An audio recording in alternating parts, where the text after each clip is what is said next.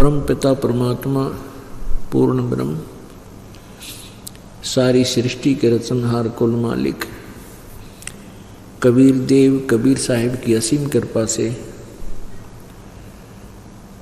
आप जी को ये सत्संग सुनने का सुअवसर प्राप्त हुआ है। पुण्य भाग है आपके। परमात्मा हमें आकर के यहाँ चेतावनी देते हैं, समझाने की चेष्टा करते हैं। वो परमात्मा सतलोक से चलकर आते हैं, अपने अमर लोक से चलकर आते हैं, यहाँ एक जन साधारण की भूमिका करते हैं और अपनी प्यारी आत्माओं को अपनी अमर वाणी के द्वारा ज्ञान कराते हैं कि तुम इस लोक के रहने वाले नहीं हो, तुम्हारे साथ एक बहुत बड़ा धोखा इस काल ने किया हुआ है। कर्मों के बंधन से आपको बांध रखा है और इन कर्मों के बंधन को केवल कबीर परमेश्वर स्वयं ही आकर के काट सकते हैं और किसी के बस की बात नहीं है। तो परमात्मा हमें आकर याद दिलाते हैं, मात पिता मिल जावेंगे, मात पिता मिल जावेंगे, 184 माँ सतगुरु सेवा और बंदगी भाई फेर मिलन की ना। पुण्यात्मा, ये सतगुरु सेवा यानी सत्संग के अंदर आना, सतगुरु जी के बताए अनुसार साधना करना, ये भक्ति बंदगी यथार्थ साधना, ये फिर नहीं मिलेंगी। ये मानव शरीर में ही प्राप्त हो सकती है और अन्य शरीरों में जैसे हम पशु पक्षी जलचर जंगली जानवरों किसी भी योनि में चले जाएंगे, वहाँ भी हमें माता पिता मिल जाएंगे। यदि हम यहाँ माता पिता संतान संपत्ति के ही ऊपर हम आसक्त रहते हैं, भगवान की भक्ति नहीं करते हैं, इसलिए परमात्मा हमें याद दिलाते हैं कि भाई ये माता पिता तो तुम्हें आगे भी मिल जाएंगे। कुत्ते की योनि में गए वहाँ माता पिता, गधे की योनि में गए वहाँ माता पिता, किसी भी योनि को हम प्राप्त करेंगे वहाँ भी ये परिवार फिर ऐसे ही जुड़ जाएगा। लेकिन मानव शरीर हाथ से छूटने के उपरांत ये सतगुरु सेवा और बंदगी यानी भक्ति सत साधना, ये फेर मिलन की ना। इसलिए वो परमात्मा स्वयं आते हैं, आप जी को ये ज्ञान कराते हैं कि तुम यहाँ के रहने वाले नहीं हो। लेकिन आप जी के साथ काल ने ऐसा बंधन बांध दिया, ऐसा धोखा कर दिया, आपकी ऐसी व्यवस्था बना दी, ऐसे लोक वेद दंत कथा ऐसी फैला दी, आप जी को केवल ये संतान संपत्ति ही अपनी नजर आती है। परमात्मा कहते हैं काया तेरी है नहीं, ये काया तेरी है नहीं, ये माया कहाँ से हो। ओए होए, आज चाहे आप कितनी ही अच्छी पोस्ट प्राप्त हो, कितना ही आपके पास धन है, संपत्ति कार कोठी है, और मृत्यु जो डेफिनेट होनी है उसको हम भूल रहे हैं और वो कभी भी हो सकती है। हम अटकल लगाकर बैठे हैं, अप्रोक्सीमेशन किए हुए हैं, अंदाज़ा लगाए हुए हैं कि 80-90 वर्ष तक तो मानव का जीवन रहता ही है। ये तो हम अपनी एक सोच है, हम उस समय भूल जाते हैं कि कोई 20 वर्ष की उम्र की आयु में मृत्यु को प्राप्त हो जाता है, कोई 30 वर्ष की में, कोई 25 वर्ष में, कोई 10 वर्ष, कोई 15 वर्ष। तो ये आयु हमारी 80-90 की कहाँ हुई? और मान लीजिए 80-90 की भी है तो 60-70 वर्ष के बाद ये शरीर आपकी जान का झाड़ बन जाएगा। आप हाथ जोड़न लग जाओगे, भगवान ठा ले, हे परमात्मा इस नरक से निकाल दे। उठा था ना बैठा था, कदे गोडे भड़के, कभी आंख बनवानी, कदे जाड़ पड़वानी, कदे कहीं दर्द, कदे कहीं दर्द, लचर पचर काया करे। तो कहने का भाव ये है कि इस मानव शरीर का हमें सदुपयोग करना चाहिए। सदुपयोग का ज्ञान सत्संग से होता है। आज सुबह के सत्संग में आप जी को बताया था कि 3 लोक और भवन चतुर्दश कोई नहीं सत्संगी। 21 ब्रह्मांड के अंदर इस एक ब्रह्मांड का विवरण बताते हैं। 3 लोक, पृथ्वी लोक, पाताल लोक और स्वर्ग लोक, और 21 ब्रह्मांड, इनसे अलग 14 भवन, 3 लोक और भवन चतुर्दश कोई नहीं सत्संग। यानी इस ब्रह्मांड के अंदर कोई भी सत्य यथार्थ भक्ति मार्ग से परिचित नहीं है। आज सुबह के सत्संग में आप जी को वो कंसेप्ट क्लियर कर दिया था। तो आप जी कितने सौभाग्यशाली हो, आपकी कितने पुण्य हैं, आप जी को सत्संग प्राप्त है।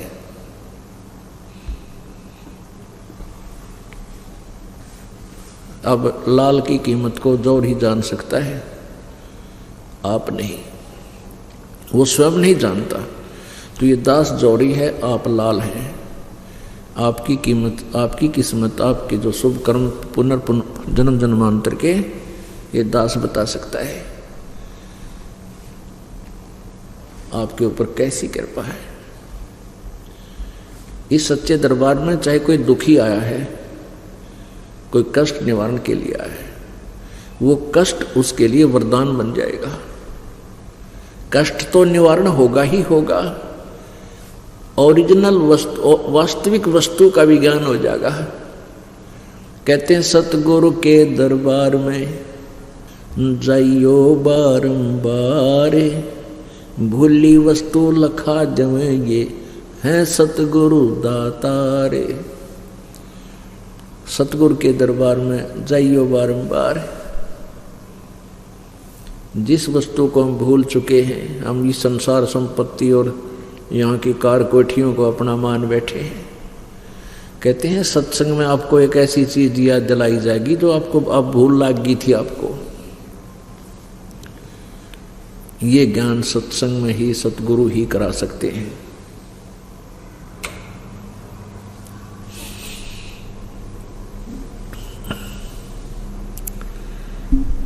काया तेरी है नहीं, ये माया कहाँ से हो, चरण कमल में ध्यान रखो, इन दोनों को खोया। परमात्मा कहते तो जिस संपत्ति ना अपनी मान्य बैठा, तेरा शरीर अपना को नहीं। आज मृत्यु हो जाए बता, कल शमशान घाट में फूक फाक के और कर देंगे काम। या काया तेरी नहीं है, संपत्ति के चिपटा बैठा था। परमात्मा कहते हैं हमारी शरण में आने के बाद तेरी सारी तो व्यवस्था करेंगे हम, क्योंकि प्रत्येक प्राणी धनी बनना चाहता है और धनी बनने के लिए वो दिन रात प्रयत्न करता है। दिन में मेहनत करता है, रात में सकीम बनाता है, लेकिन फिर भी कुछ नहीं बन पाता। परमात्मा कहते हैं जय तुझे राजपाट भी चाहिए, मारा इधर ले जान। अगर तुझे धन चाहिए, राजा बनना चाहता है, तो वो भी हम ही बना सकते हैं। आपके भाग्य में नहीं है ये साधना, हम बताएंगे, आप कीजिए, आपको वो भी मिलेगा। लेकिन इस राज्य की आपको फिर इसके मेरिट्स एंड डीमेरिट्स भी आपको साथ बताए जाएंगे। मेरिट्स यानी इसके लाभ हानि भी राज्य के साथ बताए जाते हैं फिर आप राज नहीं चाहोगे। फिर कहने का भाव ये है परमात्मा का कि जहाँ तू डले ढो रहा है, जो साधनाएं आप जी कर रहे हो और जिन भगवानों को आप सुप्रीम पावर मान बैठे हो, वो आपके भाग्य में परिवर्तन नहीं कर सकते। मासा घटे न तेल बढ़े, विदना लिखे जो लेख, सच्चा सतगुरु मेट कर ऊपर मार दे मेघ। अब कहते हैं मासा घटे ना तिल बदे, यानी कोई नो चेंज एट ऑल। आपके भाग्य में किसी प्रकार का कोई परिवर्तन ना श्री ब्रह्मा जी कर सकते, ना विष्णु जी, ना शिव जी, और न ब्रह्म कर सकता, न पर ब्रह्म कर सकता, केवल परम अक्षर ब्रह्म कर सकता है। और उस परम अक्षर ब्रह्म कब करेगा? आप उसकी शरण में आ जाओगे। गीता जी अध्याय नंबर 18 के श्लोक 62 में कहा कि अर्जुन तू सर्वभाव से उस परमेश्वर की शरण में जा, जिसकी कृपा से तू परम शांति और सनातन परम धाम, शाश्वतम स्थानम, शाश्वतम माने सदा रहने वाला, अविनाशी, कभी नष्ट ना होने वाला, कभी समाप्त न होने वाले उस लोक को प्राप्त होगा, उस स्थान को प्राप्त होगा, यानी सतलोक चला जाएगा। किसको, किसकी शरण में जावे? गीता जी अध्याय नंबर 8 के श्लोक नंबर 1 में अर्जुन ने पूछा कि आपने गीता जी अध्याय नंबर 7 के श्लोक नंबर 29 में जिस तत्ब्रह्म का जिक्र किया है कि उसको जानने के उपरांत और सारे आध्यात्मिक कर्मों से परिचित होने के उपरांत और इस ज्ञान से परिचित, तत्व ज्ञान से परिचित होने के उपरांत प्राणी जरा और मरण, जरा माने बुढ़ापा, वृद्धावस्था, और मरण मृत्यु से ही छूटने का प्रयत्न करता है। वो कौन है? वो तत्ब्रह्म, किम तत्ब्रह्म, 8वें अध्याय के प्रथम मंत्र, 8वें अध्याय के 3रे श्लोक में गीता ज्ञानदाता कहता है वो परम अक्षर ब्रह्म है। यानी गीता ज्ञानदाता से कोई और सुप्रीम पावर है, जिसकी शरण में जाने से परम शांति, परम शांति को और सनातन परम धाम को, सतलोक को प्राप्त होगी। तो यहां कोई जीव सुखी नहीं, कोई तन से दुखी, कोई धन से दुखी, कोई धन के अभाव में दुखी, कोई संतान के अभाव में दुखी, कोई संतान से दुखी। परमात्मा परमेश्वर कबीर जी ने आगे बताया है, भाई तन दर सुखिया कोई न देखा, जो देखा सो दुखिया हो, उदय अस्त की बात करते हैं, मन सबका किया विवेका हो, सबका किया विवेका हो। तंदर सुखिया कोई न देखा, जो देखा सो दुखिया हो, उदय अस्त की बात करते हैं, मन सबका किया विवेका हो, सबका किया विवेका हो। भाई जंगम दुखिया जोगी दुखिया, जंगम दुखिया जोगी दुखिया, तपस्वी को दुख दूना हो, जंगम दुखिया जोगी दुखिया, तपस्वी को दुख दूना हो। आशा तृष्णा सबको व्यापे, कोई मैल ना सुना हो, कोई मैल ना सुना हो। तंदर सुखिया कोई न देखा, जो देखा सो दुखिया हो, उदय अस्त की बात करते हैं, मन सबका किया विवेका हो, सबका किया विवेका हो। भाई घाटे बाधे सब जग दुखिया, के गृहस्थी बैरागी हो। घाटे बाधे सब जग दुखिया, के गृहस्थी बैरागी हो। सुख देव ने दुख के डर में, गर्भ में माया त्यागी हो। गर्भ में माया त्यागी हो। तंदर सुखिया कोई न देखा, जो देखा सो दुखिया हो। उदय अष्ट की बात करते हैं, मन सबका किया विवेका हो। सबका किया विवेका हो। भाई जंगम दुखिया योगी दुखिया, तपस्वी को दुख दूना हो। जंगम दुखिया योगी दुखिया, तपस्वी को दुख दूना हो। आशा तृष्णा सब में व्यापे, कोई मैल ना सुना हो।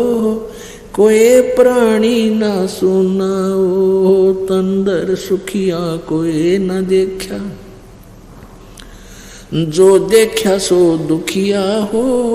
उदय अस्त की बात करते हैं, मन सबका किया विवेका हो। सबका किया विवेका हो।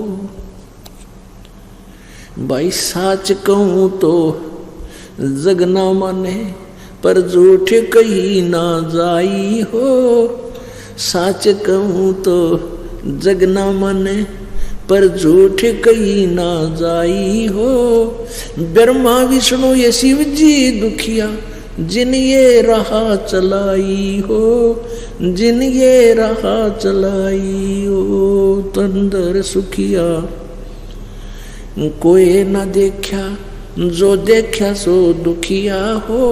उदय अस्त की बात करते हैं, मन सबका किया विवेका हो। सबका किया विवेका हो।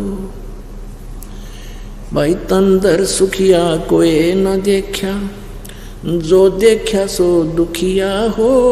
उदय अष्ट की बात करते हैं, मन सबका किया विवेका हो। सबका किया विवेका हो। सूरपति दुखिया भूपति दुखिया, ये रंग दुखी बपरीती हो। सूरपति दुखिया भूपति दुखिया, रंग दुखी बपरीती हो। कहे कबीर और सब दुखिया, एक संत सुखी मन जीती हो। संत सुखी मन जीती हो। तंदर सुखिया कोई न देखा, जो देखा सो दुखिया हो। उदय अस्त की बात करते हैं, मन सबका किया विवेका हो। सबका किया विवेका हो। सूरपति दुखिया भूपति दुखिया, रंग दुखी बपरीती हो। सूरपति दुखिया भूपति दुखिया, रंग दुखी बपरीती हो। कहे कबीर और सब दुखिया, एक संत सुखी मन जीती हो। संत सुखी मन जीती हो। तंदर सुखिया कोई न देखा, जो देखा सो दुखिया हो। उदय अस्त की बात करते हैं, मन सबका किया विवेका हो। सबका किया विवेका हो।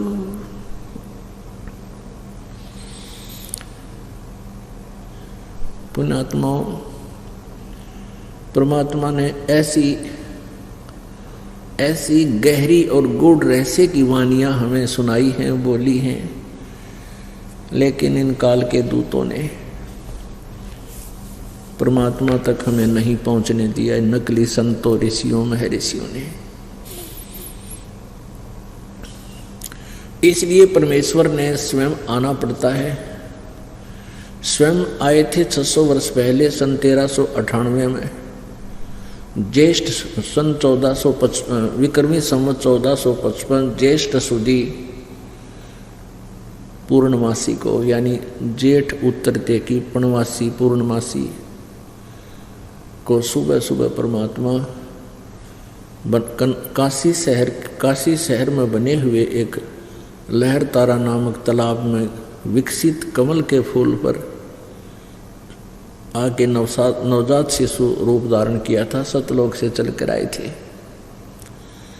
एक नीरू नीमा नाम के जुलाहा पति पत्नी स्नान करने के लिए सरोवर में गए थे। सुबह सुबह बच्चे को ले आए थे अपने घर पे। वो जुलाहा थे। जुलाहे का कार्य करने के कारण परमात्मा भी जुलाहा कहलाए, यानी कर्म से ही जाति बनती है, कोई जाति जन्म से नहीं होती।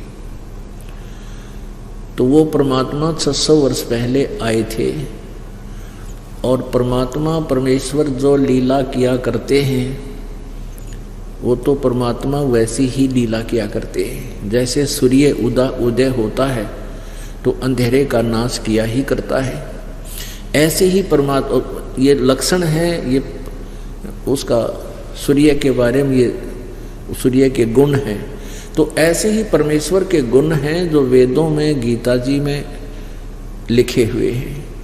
तो जो गुण परमात्मा के होते हैं वो कबीर परमेश्वर जी ने 600 वर्ष पहले वो चित्रार्थ कर रखे हैं। और आज हम अपने भगवान को पहचान लेंगे, क्योंकि हम वेदों को श्रेष्ठ मानते हैं। वास्तव में वेद श्रेष्ठ हैं ही, सत्य हैं। और वेदों में जो लिखा है वो हमें मानना अवश्य चाहिए। पुराणों में जो लिखा है, पुराणों को भी हम विशेषकर हिंदू समाज के तो पुराणों को हम श्रोधार्य ही मानते हैं।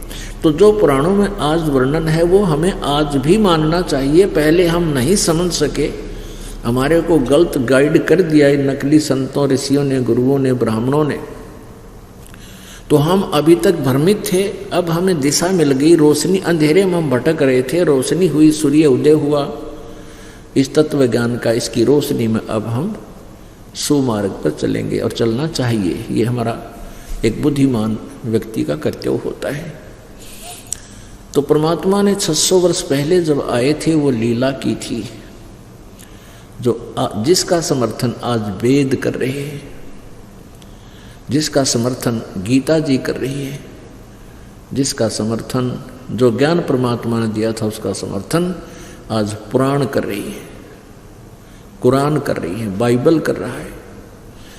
तो पुण्यात्माओं, आज हम अपने भगवान को पहचान लेंगे। पहले हमारे को किसी ने कुछ भगवान बता दिया, एक मिट्टी का रख दिया कोई खिलौना सा, ये तेरा भगवान, हमने वो ही मान लिया, क्योंकि हमें परमात्मा की चाह थी, आज भी है। अब जैसे मूर्ति रख दी भगवान की, श्री कृष्ण जी की, विष्णु जी की, तो हमने स्वीकार कर लिया। विष्णु जी के गुणगान उन्होंने सुनाए, हमें मान लिया। कहाँ से सुनाए उन्होंने विष्णु जी और शिव जी के गुणगान, गुण कहाँ से सुनाए? विष्णु पुराण से विष्णु जी के, शिव पुराण से शिव जी के। तो किसी ने बताया कि भगवान की मूर्ति है, इसी की पूजा से तेरा मोक्ष हो जाएगा। हमने वो भी शुरू कर दिया। तो ये भूल थी, ये गलत था। मूर्ति बुरी नहीं, मूर्ति की पूजा गलत है। मूर्ति का होना अनिवार्य है।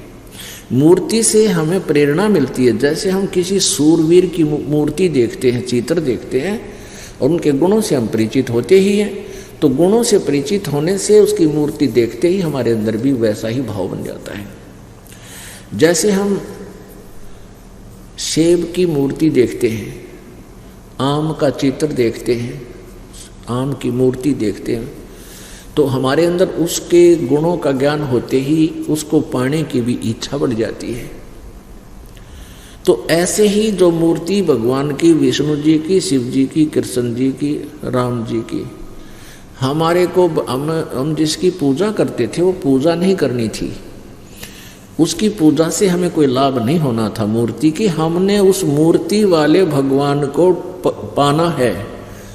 उस मूर्ति वाले भगवान को पाने से हमें उसके गुणों का, उन गुणों का गुण प्राप्त होंगे, उससे लाभ प्राप्त होगा। जैसे आम की मूर्ति है, सेब की मूर्ति है, हमने उस मूर्ति की पूजा से कोई लाभ नहीं होगा। वो तो इतना ज्ञान करा देगी कि ये सेब है, ये आम है, ये मीठा होता है, इसके ये गुण है। अब मूर्ति वाले सेब को ढूंढना पड़ेगा, ओरिजिनल को, तब हमारा पेट भरेगा। तो कबीर परमात्मा जी मूर्ति के विरोधी नहीं थे, मूर्ति पूजा के विरोधी थे। इन ढीठ लोगों ने हमें इतना रूढ़िवादी बना दिया कि हम केवल मूर्ति की ही उसी का घंटी वंटी बजा कर उसके तिलक तिलक ला के श्रृंगार करने में लागे रहते। इतना उसके श्रृंगार में लग गए, इतना ठीक है, खराब हो रही हो तो पोछा मार दे, कपड़ा साफ करके प्रणाम करो मूर्ति को, क्योंकि भगवान को उस मूर्ति को प्रणाम कर, परमात्मा को प्रणाम होता है। ये श्रद्धा हमारी बनती है, भाव बनता है। लेकिन पूजा और सत्कार में अंतर होता है, पूजा और सत्कार में बहुत अंतर होता है। तो ऐसे हमने पूजा नहीं करनी, सत्कार करने से हमारे अंदर विनम्रता बनी रहेगी। भगवान सामने दिखाई दें जैसे मूर्ति है और सामने भगवान ही आ जाए तो हमारा ऐसे ही भाव रहे जैसे मूर्ति नहीं, ये परमात्मा आखड़े हुए। लेकिन लाभ मिलेगा भगवान से ही। वो मिलेगा कैसे परमात्मा, उसके पाने की वे ऑफ वर्शिप गीता जी में बहुत अच्छी वर्णित है।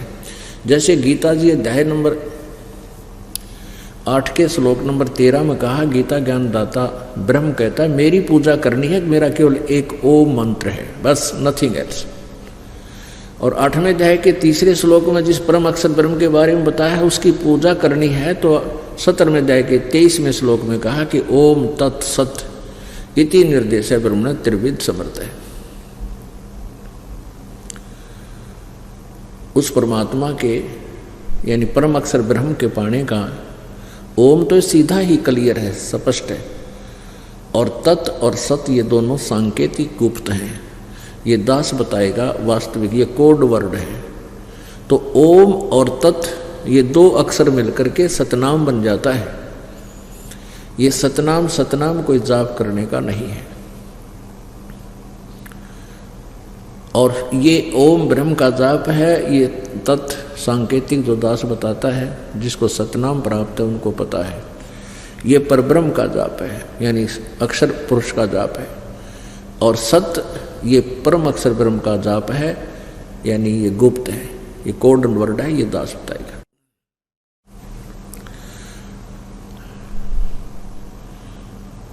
हमने उस परमात्मा को पाना है, मूर्ति से कोई लाभ नहीं होगा। हमने उस परमात्मा को पाना है जिसकी हम खोज कर रहे हैं, जिससे हमें पूर्ण लाभ होगा। अब गीता ज्ञान दाता कहता है कि तू सर्वभाव से उस परमेश्वर की शरण में जा जिसकी कृपा से तू परम शांति और शाश्वत स्थान यानी सतलोक को प्राप्त होगा। हमारे को इन लोगों ने इतना भ्रमित कर दिया कि हमने किसी ने कुछ भी बता दिया, उसी को गॉड मान लिया और हम वहीं पर अपना जीवन बर्बाद करके चले गए। अब परमात्मा ने अपनी वाणी में लिखा है कि जो ज्ञान, जैसे वेदों का ज्ञान है, पुराणों का ज्ञान है, ये भी ज्ञान है। लेकिन गीता जी अध्याय नंबर 4 के श्लोक नंबर 32 में कहा कि जो यथार्थ ज्ञान है धार्मिक अनुष्ठानों का, यज्ञों का, विस्तार के साथ सच्चिदानंद घन ब्रह्म की वाणी में, यानी ब्रह्मणे मुखे सच्चिदानंद घन ब्रह्म की वाणी में विस्तार से कहा गया है। और उस ज्ञान के समझने के बाद सर्व कर्म बंधन, सभी बंधनों से तू मुक्त हो जाएगा। उस ज्ञान को चौथे अध्याय के 32वें श्लोक में ही कहा है, 34 में कहा है, चौथे अध्याय के 34वें श्लोक में कहा है कि उस ज्ञान को तू तत्वदर्शी संतों के पास जाकर समझ। कहने का भाव ये है कि जो ज्ञान सच्चिदानंद घन ब्रह्म की वाणी में है वो वेदों और गीता में नहीं है, पुराणों में तो मतलब है नहीं। पुराण तो ये ब्रह्मा विष्णु महेश और इनके जो वंशज हैं, पुजारी हैं, इनकी अपना अनुभव है। और वेद और गीता ये ब्रह्म द्वारा दिया गया यथार्थ भक्ति ज्ञान है। लेकिन है किस सत्र का? ये ब्रह्म तक की तो भक्ति है इसमें, और ज्ञान पूर्ण परमात्मा का भी है। मैक्सिमम ज्ञान उसी पूर्ण परमात्मा का। तो 600 वर्ष पहले परमात्मा जो आए थे वो लीलाएं जो की थी, और वही ज्ञान परमात्मा ने अपनी सच्चिदानंद घन की वाणी कबीर वाणी में लिपिबद्ध करवाया था। उसमें क्या बोला है, तारा मंडल बैठ कर ये चांद बड़ाई खावे, उदय भया जब सूरज का स्यों तारों छिप जावे। अब सच्चिदानंद घन ब्रह्म की वाणी में कबीर जी के तत्व ज्ञान के समक्ष ये समझो सूर्य उदय हो रहा है परमात्मा के सत्यथार्थ ज्ञान का। इस ज्ञान के सामने जैसे कहते हैं तारा मंडल बैठ के चांद बड़ाई खावे, अंधेरी रात में और चंद्रमा खिल रहा हो, बहुत कुछ लेकिन काम चलाऊ, चंद्रमा की रोशनी होती है लेकिन काम चलाऊ होती है। और वो तारा मंडल यानी तारों से ज्यादा चमकीला होने के कारण वो अधिक महिमावान होता है। और जब सूर्य निकल जाता है तो न तारे दिखाई देते और न चंद्रमा दिखाई देता। तो तत्व ज्ञान जब आपके समझ में आ जाएगा, आपको फिर वेदों और गीता जी की आवश्यकता नहीं रहेगी। अब वेदों और गीता जी की आवश्यकता और पुराणों की हमें इसलिए है कि हम तत्व ज्ञान को समझ सकेंगे इनसे। और जब हमें तत्व ज्ञान यानी सूक्ष्म वेद का ज्ञान हो जाएगा, पांचवें ज्ञान का, फिर तो सूर्य उदय हो जाएगा। फिर किसी प्रकार का आध्यात्मिक अज्ञान आपके हृदय में नहीं रहेगा। अब प्रसंग चल रहा है कि हम परमात्मा की खोज किस लिए कर रहे थे। कोई तो दुख निवारण के लिए, और कोई किसी कारण के लिए, कोई किसी कारण के लिए, लेकिन वो कष्ट भी निवारण हमारे नहीं हुए। अब परमात्मा हमें आकर के याद दिलाते हैं कि जिस लोक में तुम सुख ढूंढना चाहते हो, यहां सुख है ही नहीं।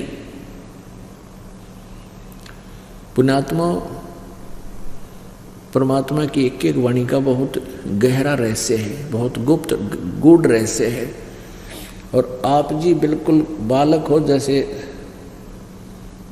2-3 वर्ष का बालक होया करे,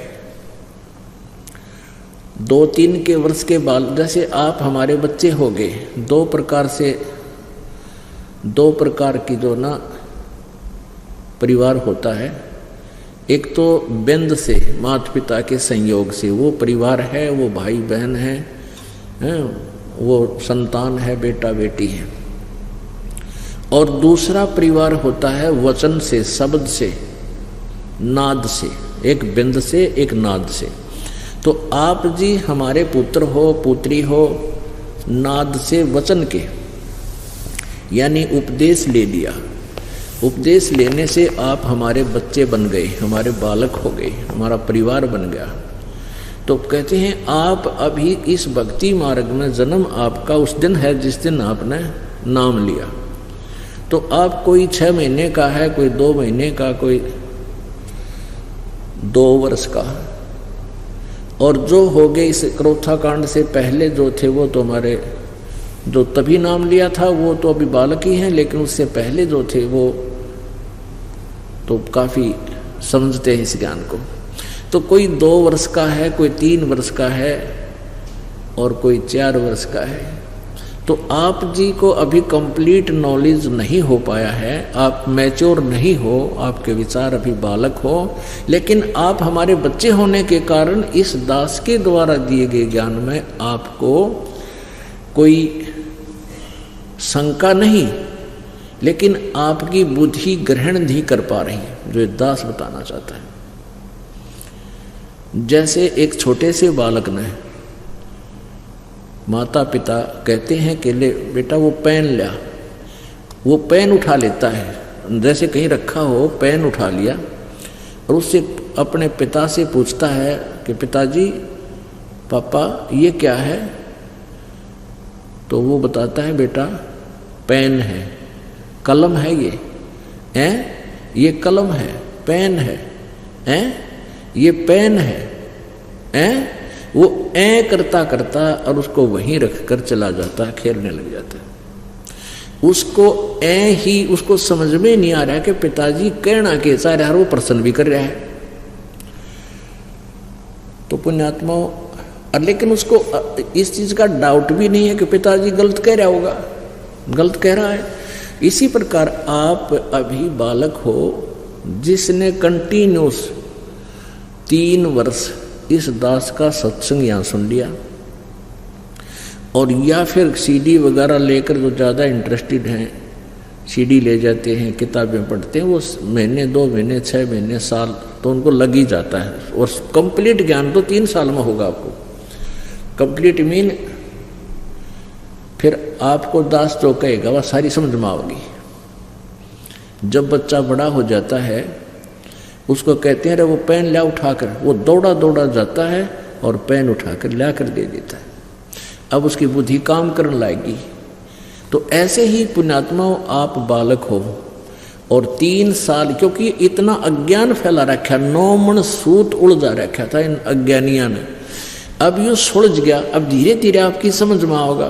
तो 3 वर्ष कंटिन्यूस आप सत्संग सुनते रहोगे, भक्ति करते रहोगे, तब तक तुम्हारी या खत्म होगी, यानी दास जो बताना चाहता है उसको तब तो तुम स्वीकार करने लगोगे। कहाँ साची कहें, क्या कहें? झूठे सुख को सुख कहे, झूठे सुख को सुख कहे, ये मान रहा मन मोदे, ये सकल चबीना काल का, भाई कुछ मुख में कुछ गोदे। इस झूठे सुख न सुख कहे। कौन कौन से सुख को? भाई सुरपति दुखिया, भूपति दुखिया, रंक दुखे बपरीति हो। सुरपति दुखिया, भूपति दुखिया, रंक दुखी बपरीति हो। कहें कबीर और से भी दुखिया, एक संत सुखी मन जीती हो। संत सुखी मन जीती हो, तंदर सुखिया कोई न देखा। जो देखा सो दुखिया हो, उदय अस्त की बात करते हैं, मन सबका किया विवेका हो। सबको किया विवेका हो। अब क्या बताते हैं? सुरपति दुखिया और भूपति दुखिया, रंक दुखी बपरीति हो। सुरपति यानी स्वर्ग का राजा, देवताओं का मालिक, इंद्र भी दुखी। इंद्र का इतिहास पढ़ कर देख लो पुराणों में, सुख का सांस नहीं उसने। कभी राक्षसों के साथ झगड़ा हो रहा है, इंद्र स्वर्ग छोड़कर भाग गया, जंगल में जाकर गुजारा किया, राक्षसा ने राज ग्रहण कर लिया। कभी कुछ हो रहा है, कभी कुछ हो रहा है। तो कहने का भाव सुरपति भूपति दुखिया, पूरी पृथ्वी का राजा दुखिया। पुण्यात्माओं, एक छोटे से परिवार का मुखिया, एक व्यक्ति अपने परिवार के समस्याओं से कितना परेशान हो जाता है। और एक अक्षेत्रीय राजा, एक छोटी सी पृथ्वी के टुकड़े का कोई प्रबंधक है, जैसे मुख्यमंत्री है, ये एक प्रांत का प्रबंधक है, मुखिया है, और प्रधानमंत्री है, ये अपने एक देश का मुखिया है। तो एक परिवार 5-7 परिवार के सदस्य हों और उसका मुखिया कितना परेशान, और ये पूरे क्षेत्र का ठेका ले रहा है, ये कितना सुखी होगा। सपने में सुख नहीं इनको, राजाओं को सपने में भी। ये तो हमने दिखाई दे हैं, आगे पाछे गाड़ी लाल बत्ती वाली, इनका पल्ला कुछ को ना। जब सुरपति दुखिया और भूपति दुखिया, रंक दुखी बपरीति हो, सारी पृथ्वी का राजा भी दुखिया। और रंक यानी गरीब तो स्वाभाविक दुखी, उसका तो है ही कष्ट। लेकिन जिनके पास परमात्मा की सत भक्ति है,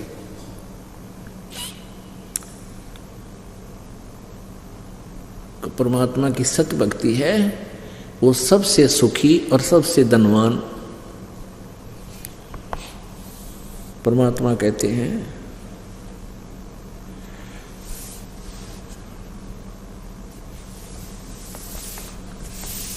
कबीर सब जग निर्धना, धनवंता ना कोय, और धनवंता सो जानिए जिस पर राम नाम धन होय। तो आप जी चाहे कितने निर्धन हो और किसी भी जाति मजहब से आप संबंध रखते हो, चाहे आप कितने ही धनवान यानी पैसे वाले हो और आप भक्ति ठीक कर नहीं रहे हो, तो आप निर्धन हो। वो अरबपति भी निर्धन है, खरबपति भी निर्धन है। और निर्धन तो वैसे भी मतलब माया से भी निर्धन तो है ही निर्धन, लेकिन जिसके पास राम नाम है वो चाहे अरबपति है, खरबपति है, चाहे कंगाल है, वो वास्तव में धनवान है। तो कहने का भाव ये है कि हमारे पास ये धन होना चाहिए जो परमात्मा की भक्ति वाला, बाकी ये धन अपना नहीं है। बहुत से प्रमाण आपके सामने हैं, बहुत से प्रमाण आपके सामने, हमारे इसी जीवन में बहुत से प्रमाण आप देख सकते हो। एक बहुत बड़ा इंडस्ट्रियल था, बहुत बड़ा धनवान, फैक्ट्री ला रहा था और फिर मंत्री भी बन गया था, पैसे की कोई कमी नहीं थी। एक पलक में एक्सीडेंट हो गया और यहीं छोड़ कर चला गया सब कुछ। मंत्री, प्रधानमंत्री, ये भी एक पल में शरीर त्याग जाते हैं, दुर्घटना या किसी भी कारण से, एक्सीडेंट से, स्वाभाविक मृत्यु से। तो परमात्मा कहते हैं कि सुरपति दुखिया, भूपति दुखिया, रंग दुखी बपरीती हो, कहे कबीर और सब दुखिया, एक संत सुखी मन जीती। अब मन जीती कैसे होगा? मन जीतने का तरीका मालिक ने बताया है कि गुरु के वचन का पालन करें। गुरु जी आपको क्या बताएंगे? शराब, मांस, तम्बाकू, चोरी, ठगी, जारी, भाई किसी प्रकार का भी और बकवाद नहीं करनी है। ये आपने मन जीतना पड़ेगा और मन जीता जाएगा गुरु जी के आदेश तय। और गुरु जी के वचन का पालन नहीं करोगे, आपको आध्यात्मिक मार्ग में लाभ नहीं मिलेगा। और दूसरा आपको क्या बताया जाएगा? ज्यों राखो त्यों ही रहूं, ज्यों राखो त्यों ही रहूं, अमरा के चारा खाने जाद खरीद हूं, गुलाम तुम्हारा। परमात्मा की रजा में राजी रहना सीखना पड़ेगा अपने। परमात्मा चाहे किसी प्रकार भी आपको रखता है, चाहे भूखा रखता है, प्यासा रखता है, पर कि ये ऐसा नहीं होगा कि भूखा और प्यासा आपको रख ले भगवान, क्योंकि ये दयालु मालिक है। उसके बच्चे जो सही भक्ति पर लग रहे हैं वो भूखे प्यासे नहीं रह सकते हैं, उनकी परमात्मा को नींद नहीं आओ। फिर भी परमात्मा हमें याद दिलाना चाहते हैं, हम डिमांड करते हैं कोई बहुत बड़ी किसी वस्तु की, छोटी वस्तु की, और वो हमें नहीं मिल पा रही है। हम भक्ति साधना भी कर रहे हैं, तो अनजान व्यक्ति जिनको ज्ञान नहीं है वो अपनी सारी भक्ति का, सारे माइंड का जो है ना जोर, सारी टेंशन इस बात पर ला दे कि भगवान यो हो, ये लगा देता है, ये हो जा, मुझे ये वस्तु मिल जा, नौकरी मिल जाए या कोई और वस्तु मिल जाए। तो सुख प्राप्ति के लिए संत सुखी मन जीती हो। यदि हम किसी वस्तु को पाने का प्रयत्न कर रहे हैं और नहीं मिल रही है,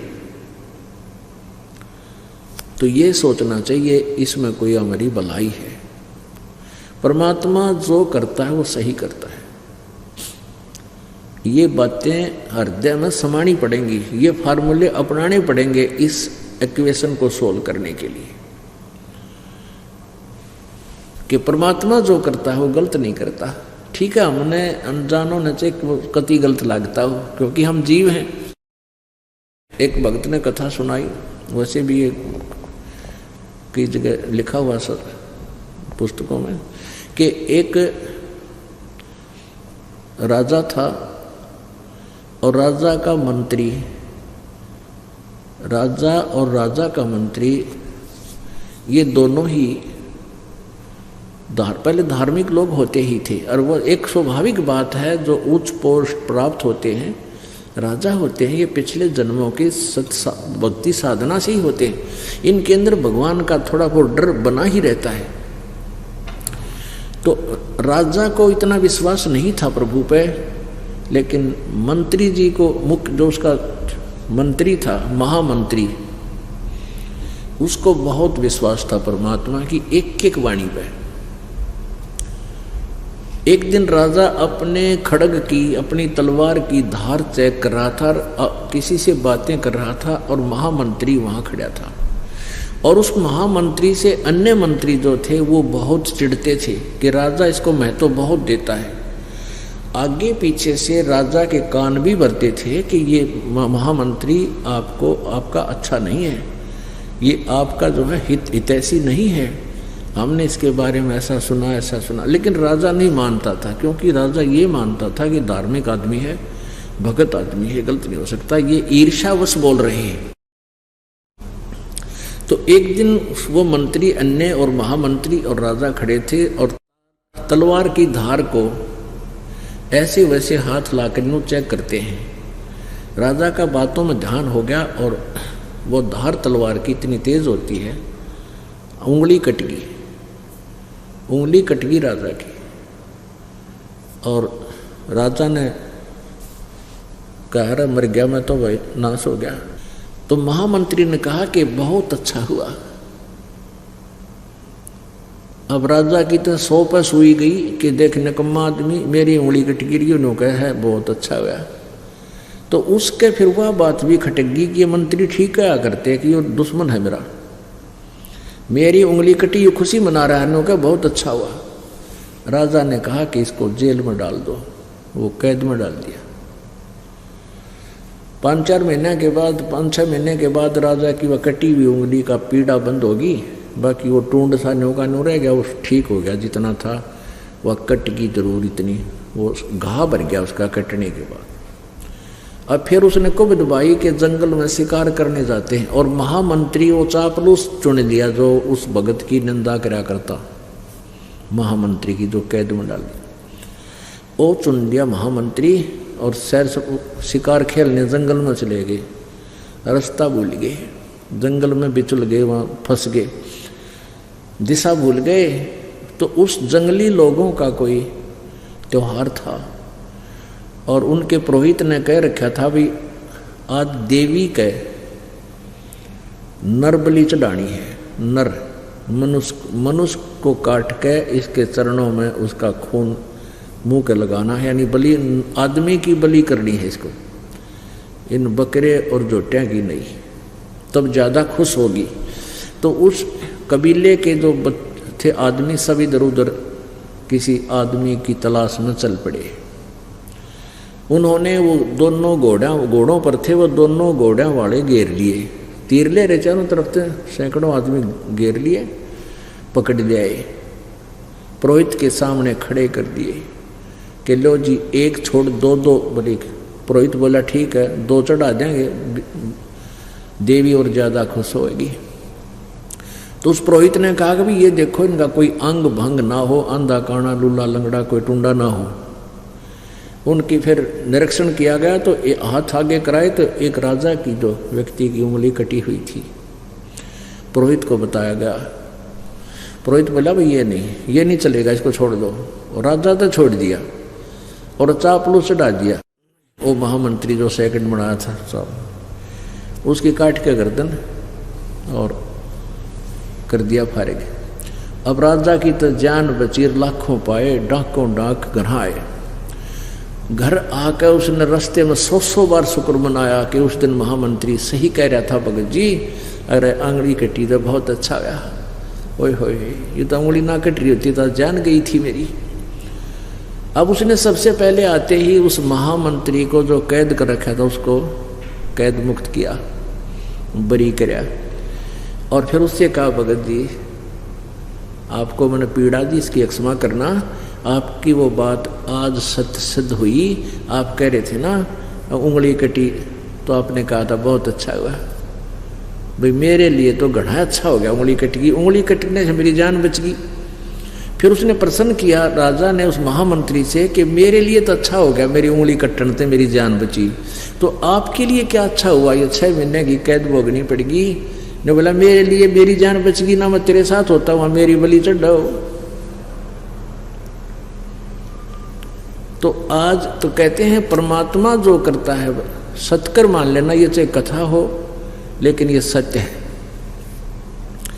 हमने इतना विचार करना पड़ेगा इस मार्ग पर अगर कदम रखना है, तब हम 2 कदम चल पाएंगे। नहीं तो काल के इतने झंझट हैं, पता नहीं के डिमांड, छोटे मोटे कष्ट आ भी जाएंगे। कहते हैं संत शरण में आने से आई टले बला, और जय माथे में सूली होवा काटे में टल जा। यानी भाग्य में जब सूली यानी मृत्यु हो तो काटे में टल जा। इन बातों पर विचार करके हम परमात्मा के मार्ग पर चल पाएंगे और इसके लाभ न उठाएंगे।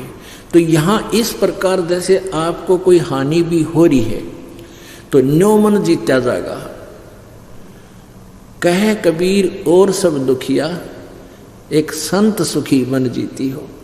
अब जैसे किसी को छोटी मोटी उकचुक हो भी जाती है, तो आपको जब ज्ञान है इस परमात्मा का, आपने मन जीत रखा है, आप भगवान के इस ज्ञान के आधार से इस मन की परों को काट दोगे कि भगवान जो करता है ये गलत नहीं कर सकता। चाहे आज हमें कितनी हानि होती दिखे है, लेकिन परमात्मा जो कर रहे हमारे हित में है। यदि हम अपने नियम पर धर्म कर्म पर ठीक हैं, और यदि हमने अपना धर्म कर्म में बिगाड़ रखा है, नाम खंड कर रखा है, मर्यादा भंग कर दी, तो फिर तो वो हानि स्वाभाविक सही हो रही है आपको। फिर उसमें भगवान का रोल खत्म हो गया, आपकी किस्मत चल रही है। तो इसलिए कहते हैं जब लग हंसा हमरी आना, और काल लगे नहीं तेरा बाना। परमात्मा कहते जब तक मेरा भक्त मेरी मर्यादा में रहेगा, आन में, आन कान बोलते ना, तो तब तक काल तेरा तीर नहीं लगेगा, तेरे कर्म दंड को मैं तो उसको हानि नहीं दे सकता। तो हमने भगवान की प्रत्येक मर्यादा को ऐसे पालन करना चाहिए जैसे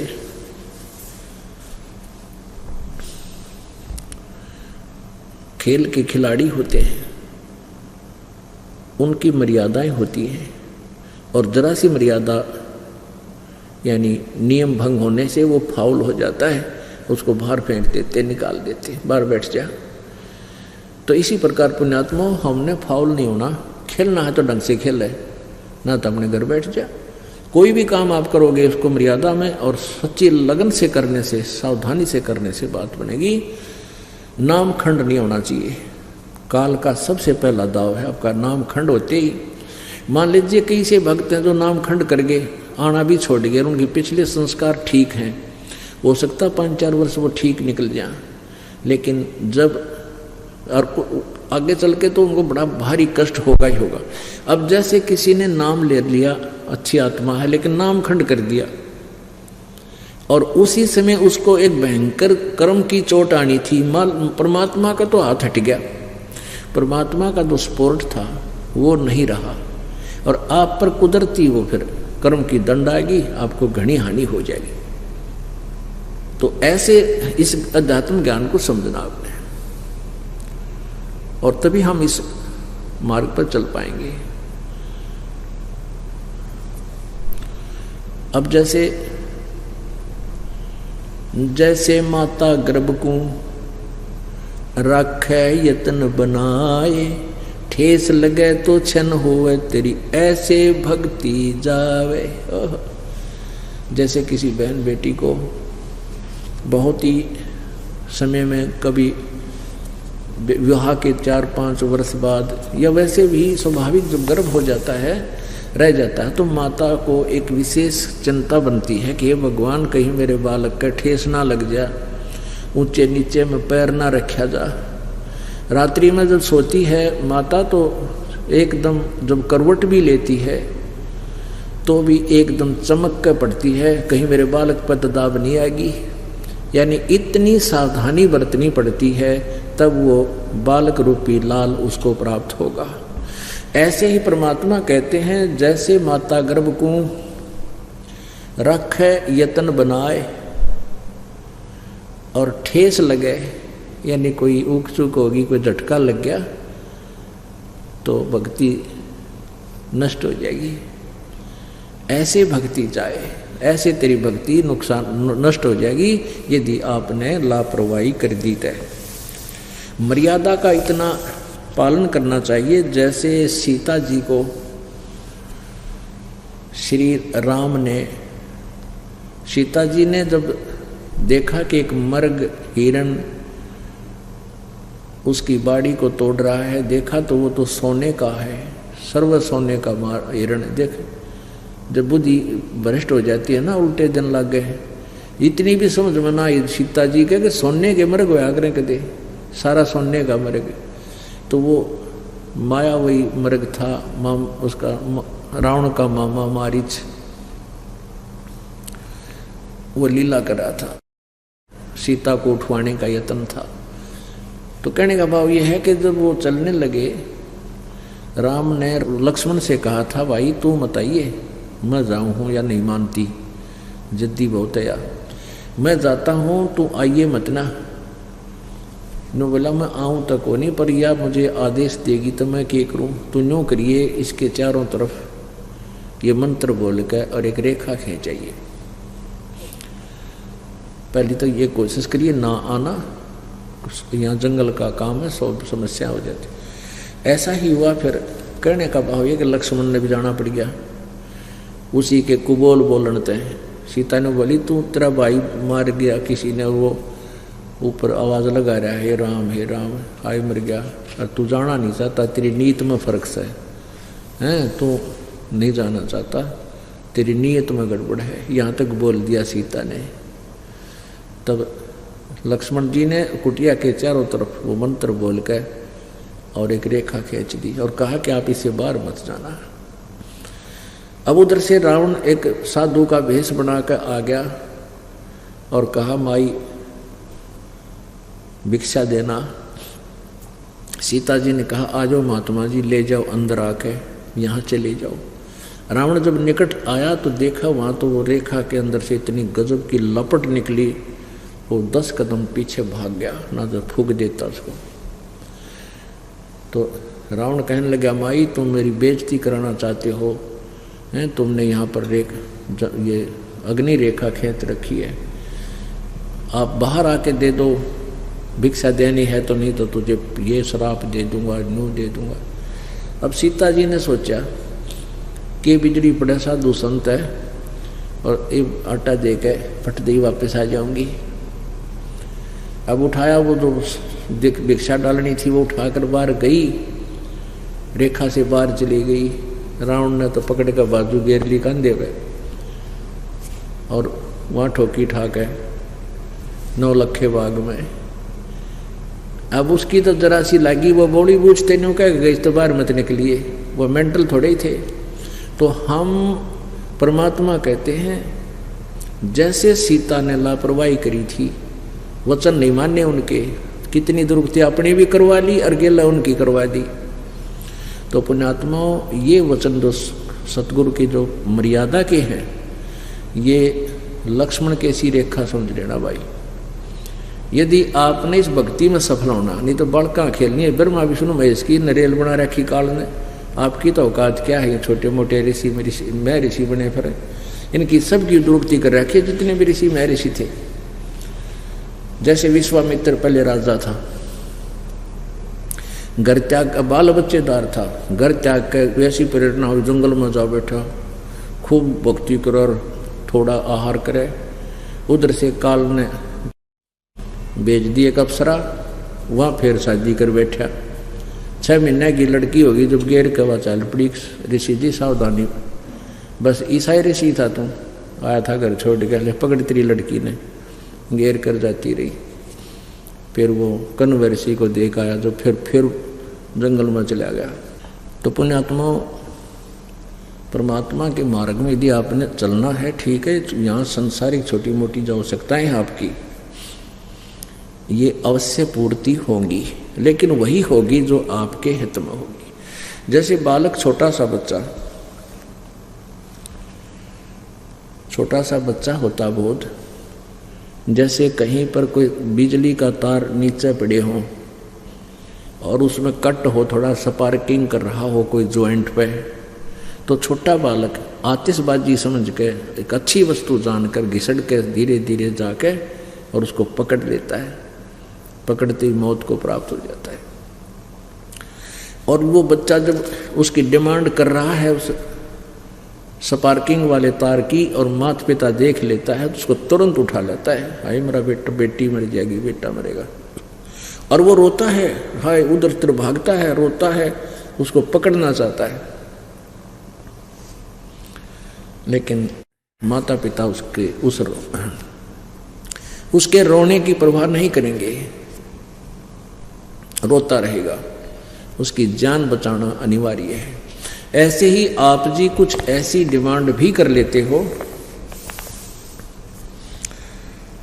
जो भविष्य में आपके लिए हानिकारक होगी, मालिक नहीं देगा।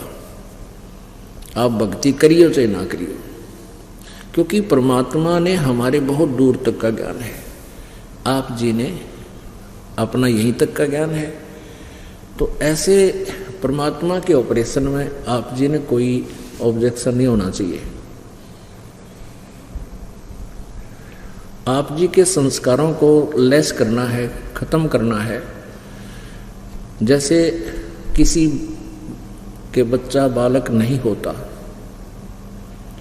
और फिर परमात्मा का नाम लेने से बच्चा यानी गर्भ रहा और फिर वो खराब हो गया, ऐसा दास ने काफ़ी केस देखे हैं इस भक्ति मार्ग के लाइफ में। तो कहते जी आपकी दया से रजा हुई थी कबीर पंदी छोड़ की कृपा से, लेकिन खराब हो गया बालक। हम यही कहते हैं बेटी कोई बात ना, फिर दया करेंगे दाता, जो करते हैं परमात्मा ठीक करते हैं। लेकिन एक दो ऐसे गड़बड़ हो जाती है तो उनका दिल टूट जाता है कि यहाँ भी हमें कुछ लाभ मिला को नहीं। परमात्मा कहते हैं धीरे धीरे रेमना, धीरे सब कुछ हो, माली सींचे सौ बरारी तुम्हारे फल हो। इसका एक कारण ये भी होता है कि परमात्मा आपके संस्कारों में परिवर्तन करेगा। आज मैं दिखा दूं आपने, कम से कम भी 60% लड़कियां के सताए हुए आदमी आते। एक तक मेरा बेटा दारू पीवे है, कोई नो दुखी करे है, कोई ऐसा कर रहा है, कोई ऐसा जेल में पड़ा है, कोई कुछ कर रहा है, और कोई कहे मन पीटे है। एक तो बूढ़ा रो खड़ा खड़ा ने बोला घर ना जाऊं, वहाँ क्यों छोरा मारे है, अरे तेरा के जो भैया। तो पुण्यात्माओं, परमात्मा तुम्हारे संस्कार ठीक करेगा। ऐसी कोई निकम्मी संस्कार का कोई ऐसा बीच में आने वाला होगा, उसको आप ही सेट कर रहे हैं। एक जींद में बहन रहा करती, उसने नाम ले लिया, उसकी पुत्र वधू के एक लड़की थी और कई वर्ष हो गए थे उन बालक ना होते, ऐसे ही गर्भ खराब हो जाता, और उन दोनों ने फिर नाम भी ले लिया। नाम लेने के बाद भी उस पुत्र वधू का 1-2 बालक खराब हो गया। तो फिर वो इधर उधर भी धक्के खाए, फिर भी नहीं बात बड़ी। फिर दोबारा उपदेश लिया उसने, लड़की ने। उसकी माँ, उसकी सास तो बिल्कुल पक्की लगी रही, लेकिन उस पुत्र वधू का विश्वास थोड़ा था। तो क्या हुआ, 2 गर्भ खराब हो चुके थे नाम ले पीछे, और तीसरा फिर कृपा हुई, राजा हुई मालिक की, उसका गर्भ रहा बेटी का, और वो तीसरा भी खराब हो गया। तो टक्कर मारे रोए, बेगन कर दिया उन्हें। उनकी माँ भी आ गई, यानी उसकी पियर था, मायके था, और पूरा हो गया भाई, बच्चा खराब हो गया, सारे वो आने जाने हो गए उनके। उसकी सास ने मेरे पास संदेशा भिजवाया जी ऐसे ऐसे गड़बड़ होगी, और या तो घना जी काल कर रही है, टक्कर मारे हैं, आँख सुझा ली, के फायदा हुआ गुरु जी कहे न्यो कर दिया, न्यो कर दिया। तो शाम की बात थी, सुबह उन्होंने फ़ोन किया, मैं परसों, उसने फिर अपने घर पे हमें बुला लिया, जब हम ऐसे ही थोड़ी सी संगत थी, घर घर जाया करते थे। उससे तीसरे दिन खाने का व्यवस्था कर दी। तो तीसरे दिन, चौथे दिन, तो अगले दिन वो क्या किया, मैंने कहा, उसने सोचा उसकी सास ने कि चल वो बच्चा तो गैस हो गया, डॉक्टरनी दिखा लिया। मुझ दास से बात होने के बाद मैंने कहा भी कोई बात ना, परमात्मा जो करे वो सही करे है, तुम मान्या करो, कुछ विश्वास कराया करो। पहले संगत थोड़ी थी, तो यहाँ आप इसलिए बुलाते हैं आपको, ज़्यादातर तो आप एक दूसरे से सुनकर सेट हो जाते हो, तो वहाँ उस समय ऐसा नहीं था, तो ज़्यादा ही दुखी सी हो रही थी माँ वे, भगवान जो करे ठीक कराया करे, तुम विश्वास रखो।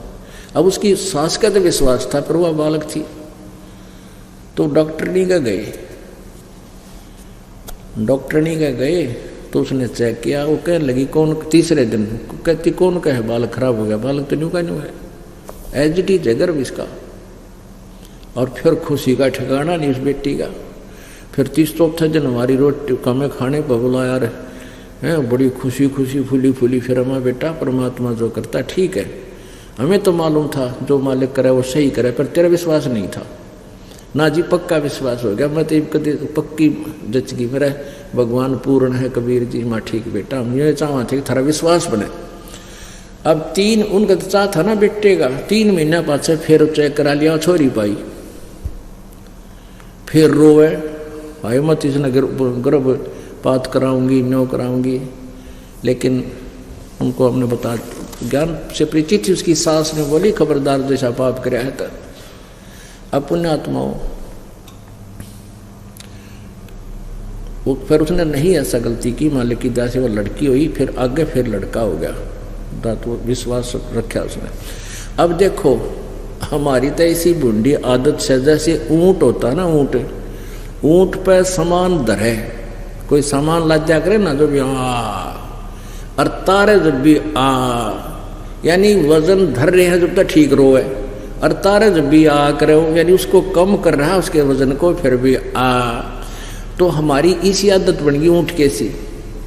परमात्मा जैसे अपने हिसाब से ऑपरेशन कर रहा था, उसने के लगा 1 सेकंड में के कर दे।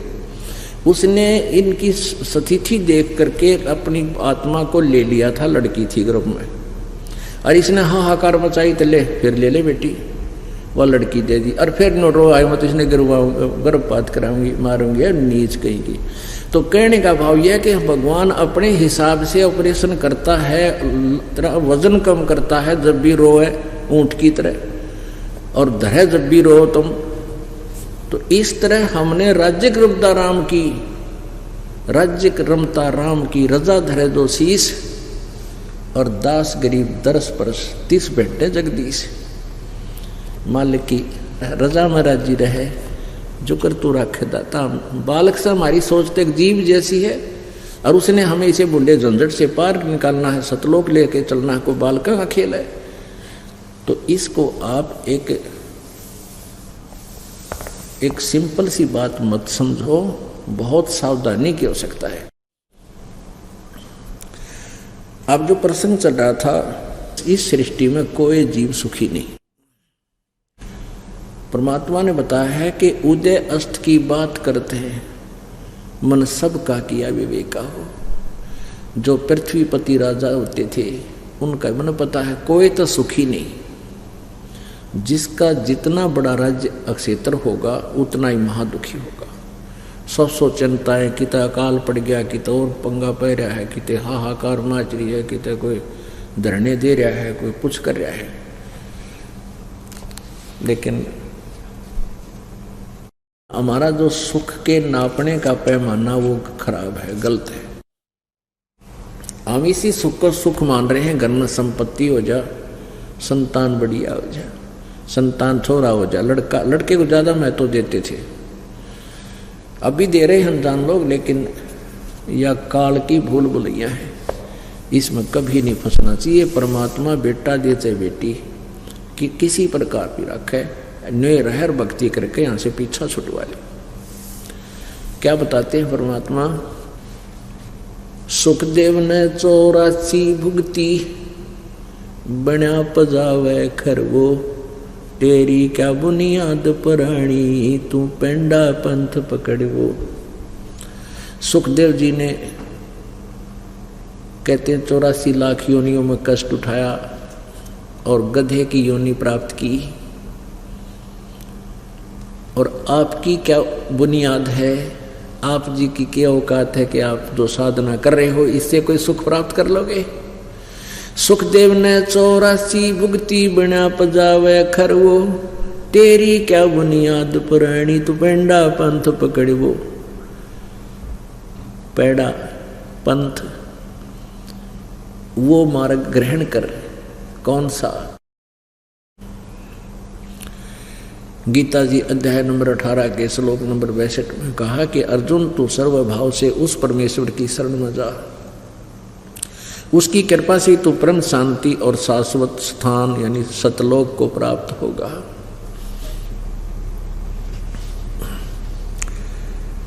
पुण्यात्माओं, परमात्मा का पाना कोई कठिन बात नहीं है। ये विश्वास होना कि हम जो मार्ग ग्रहण किया है, जो भक्ति विधि हमें प्राप्त है, ये श्रेष्ठ है, और इस मार्ग को, इस भक्ति की विधि को आपके हृदय में और इस तत्व ज्ञान को हृदय में जचाने के लिए ये सारा प्रयत्न हो रहा है। नहीं तो 2 अक्षर की बात थी। यदि ये बीच में ये अज्ञानी संत ऋषि महर्षि, ये नकली कबीरपंथी बिना कबीरपंथी, ये राधा स्वामी बिना राधा स्वामी, धन सतगुरु, ये सारे पथ भ्रष्ट हैं, ये दिग् भ्रष्ट हैं, इनका यथार्थ ज्ञान ना यथार्थ भक्ति मार्ग है। अब ये कड़वी जो सत्य है ये अलग में उतरती कोई ना, गले ना उतरती सबके, अरे या उतरे पार पड़ेगी। ये कुनीन है पुण्यात्माओं, या खानी पड़ेगी आपने। आपका दीर्घ रोग हो रहा है मलेरिया, और यह खानी पड़ेगी, इसके खाने से लाभ होगा। तो कहने का भाव यह कि अगर ये बीच में इन टांग ना अड़ा रखी होती या भक्ति खराब ना कर रखी होती तो भगवान आए थे 600 साल पहले। यही ज्ञान वो पुरुष में देते थे जो दास आज आपके समक्ष रूबरू करा रहा है। लेकिन इन नकली संतों ने, ऋषियों ने, महर्षियों ने उस परमेश्वर की इस बात को ऊपर नहीं आने दिया। इतना कहते, इतना कह करके कबीर अशिक्षित है, ये संस्कृत भाषा नहीं जानता, और ये ब्राह्मण लोग, ऋषि महर्षि को चाहे ब्राह्मण को, ये संस्कृत भाषा जानते हैं, और संस्कृत भाषा के अंदर ये सभी ग्रंथ लिपिबद्ध थे, जैसे चारों वेद, गीता जी और पुराण। तो इस बात जो परमात्मा अपने सच्चिदानंद घन ब्रह्म की वाणी में सिंपल लैंग्वेज में वो ज्ञान बोल कर लिपिबद्ध करा के गए थे, और उसमें भी कहा करते थे कि तुम कौन राम का जपते जापम, तात कटे ना तीनों तापम। तुम किस राम का, किस भगवान की भक्ति करते हो जिससे तुम्हारे 3 ताप भी नष्ट नहीं हो सकते। अपने आत्माओं, मासा घटे न तिल बधे, विधना लिखे जो लेख, और सच्चा सतगुरु मेट कर ऊपर मार दे मेख।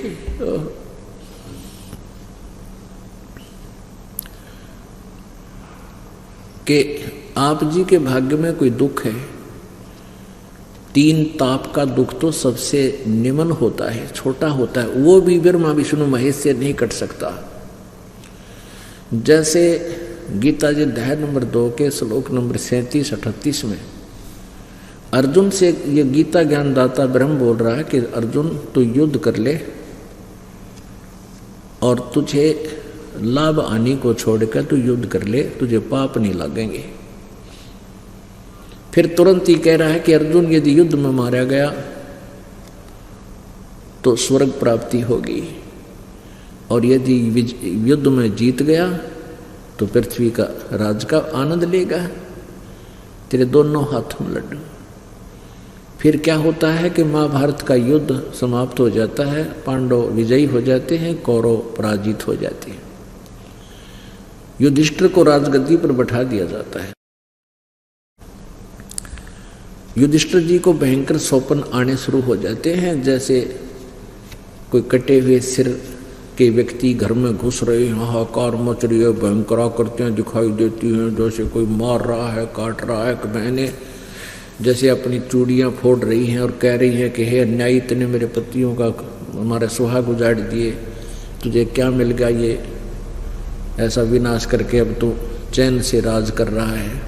इस तरह की उसको ये भयंकर स्वप्न और भयंकर आकृतियां दिखाई देने लगी। वो भूत दिखने लग गई युधिष्ठिर ने, कहने की बात सीधी सी। उसके समाधान के लिए श्री कृष्ण जी के पास गए। श्री कृष्ण जी ने कहा कि तुमने जो युद्ध में बंधुघात किया है, जो पाप करे हैं, अपने रिश्तेदार मार दिए, भाई काट डाले, वो आत्माएं तुम्हें सता रही हैं। ये 3 ताप के अंदर दुख है। उसके लिए क्या बताया कि एक अश्वमेघ यज्ञ करो, और उसमें करोड़ों सभी पृथ्वी के जो पहले तकरीबन सभी भक्ति करा करते, चाहे कोई किसी जाति मजहब से था, सभी भगवान की भक्ति करते थे। अब पहले जैसे गांव में जिम, जैसे किसी का शादी होती थी ना, और गांव में प्रत्येक घर से एक एक आदमी का न्योता दिया करते कि हमारा जिम बनाइयो, क्योंकि सभी पहले भक्ति करते थे। और वो भक्ति वाले व्यक्ति किसी एक व्यक्ति का आहार करते हैं तो उनको पुण्य मिलता है भक्तों के एक अन्न खिलाने का। वो यज्ञ होती थी, बेटी या बेटे के ब्याह में ऐसी इस प्रकार का हवन यज्ञ, इस प्रकार के यज्ञ करते थे, धार्मिक यज्ञ करते थे, हवन भी करते थे ऐसे। तो ऐसे ही उसने कहा, श्री कृष्ण जी ने कहा कि पूरी पृथ्वी के सभी आदमियों ने बुला ले उस यज्ञ में, और सभी ऋषि महर्षि ब्राह्मणों को बुला ले, और सब भोजन खाएंगे। भोजन खाने के बाद एक अलग स्थान पर रखा हुआ एक 5 मुंह का 5 मुखी एक शंख आवाज करेगा, बगैर किसी बजाए अपने आप बाजेगा ऑटोमेटिकली। और यदि उसने आवाज कर दी तो तुम्हारी यज्ञ सफल होगी, सफल होगी तो तुम्हारे ये 3 ताप कटेंगे, भूत दिखने बंद होंगे, अन्यथा नहीं। ऐसा ही किया गया। अब उसमें अर्जुन के दिल में खटका तो लग गया कि जब तक ये भगवान न्यू कहे था कि अर्जुन तुम्हें कोई पाप नहीं लगेगा तो युद्ध कर ले। अरे ये न्यू कहे है तुमने जो भाई मारे थे, रिश्तेदार मारे, सैनिक मारे, वो पाप दुखी कर रहे हैं, उसके लिए यज्ञ करो। अब उस समय तक अर्जुन नहीं बोला कि यदि मैं वाद विवाद करूंगा तो भाई नो सोचेगा कि ये पैसे ला कर राजी को ना, ये मेरे ट्रीटमेंट पे जो इतना करोड़ों रुपया लगेगा, लाखों, ये लगाना नहीं चाहते, ये तो इसलिए वाद विवाद शुरू कर दी। और अर्जुन को पता था मेरा भाई फिर इलाज नहीं करा होगा, सारी उम्र ऐसे दुखी रह जाएगा। अर्जुन नहीं बोला। उसमें हाँ स्वीकृति दे दी, स्थान निहित कर दिया, दिन निश्चित कर दिया गया, और 33 करोड़ देवता, 88,000 ऋषि और 12 करोड़ ब्राह्मण, 56 करोड़ यादव कृष्ण जी के जो वंशज थे, और बाकी अनाथ जीवगण कितने को वहाँ भोजन करने आ गए। 9 नाथ 84 सिद्ध, ये सब आ गए, लेकिन सब ने भोजन कर लिया, शंख नहीं बाजा, आवाज नहीं करी शंख ने। कहने का भाव यह है कि वो यज्ञ सफल नहीं हुई, उनके 3 ताप नाश नहीं हुए। तब पूर्ण परमात्मा द्वापर युग में पूर्ण परमात्मा कबीर देव जी जैसे अपने विधि अनुसार, अपने नियमानुसार प्रत्येक युग में आते हैं। द्वापर युग में करुणा में नाम से प्रकट थे। एक कमल के फूल पर परमात्मा ऐसे विराजमान आकर होते हैं, और वहाँ से एक वाल्मीकि परिवार निसंतान था, वो उठा लाए थे, और उधर से उसका एक साथी था, सुदर्शन नाम का एक परमात्मा का एक भक्त बन गया था, सुदर्शन नाम का वाल्मीकि। तो कहने का भाव ये है कि परमात्मा कबीर जी का जो शिष्य वाल्मीकि था, सुदर्शन, सुदर्शन उसका नाम था। सुपच इसलिए कहा करते जैसे शेड्यूल कास्ट ने सुपच बोल देते, और वास्तव में जाति वाल्मीकि थी। तो वाल्मीकि जाति में जन्म उस सुदर्शन जी का, परमेश्वर कबीर जी भी उसी जाति से संबंधित थे, क्योंकि वो जैसे दुल्हा कहलाए थे तो उसमें द्वापर युग में वाल्मीकि कहलाते थे। ऐसे ही लीला करते हैं दाता, किसी के न्यू बिना तो चाहिए भगवान आ रहे हैं, और उस वही साथ वही परमात्मा को पा सकते हैं जो जाति और मजहब और इन बकवादा न छोड़ के केवल राम परमात्मा न चाहेंगे। तो ऐसा ही सुदर्शन जी, परमेश्वर कबीर जी की भक्ति करने वाले सुदर्शन जी को वहां बुलाया गया, और फिर सुदर्शन जी ने जब आहार किया तो वो शंख बजा, यानी वो यज्ञ सफल हुई। अपनात्मा हम पहले सुना करते थे कि सुदर्शन जी के ने पांडवों की यज्ञ संपूर्ण की थी, तो क्या कहते थे कि श्री कृष्ण जी का पक्का भगत था वो।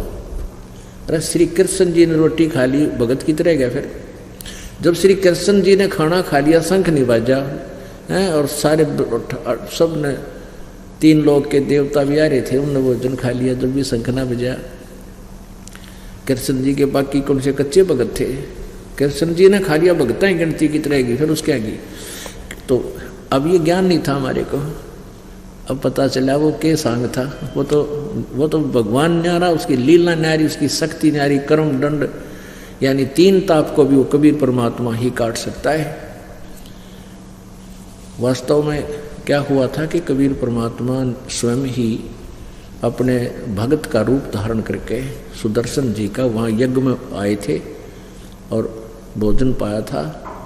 फिर वो शंख ने डूंडा ठाया था, यानी वो 3 ताप का जो कष्ट था, युधिष्ठिर को जो भूत दिखे थे, प्रेत आत्मा सतावें थी, वो भी कबीर परमात्मा से ही समाप्त हुए, न ब्रह्मा से वे, न विष्णु से, न शिव से, न कृष्ण जी से।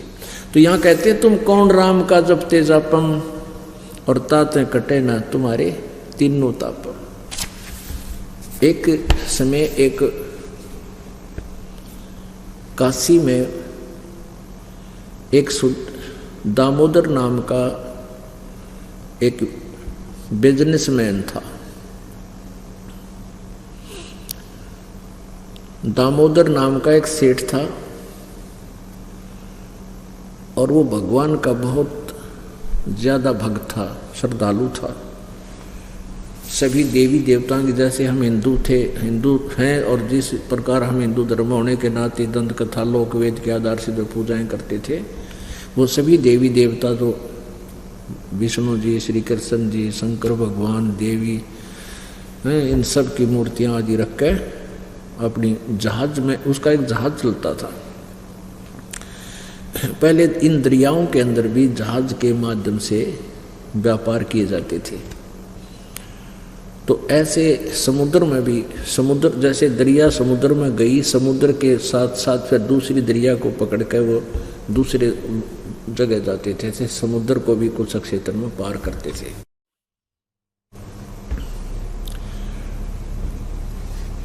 एक दिन परमात्मा कबीर जी सत्संग कर रहे थे।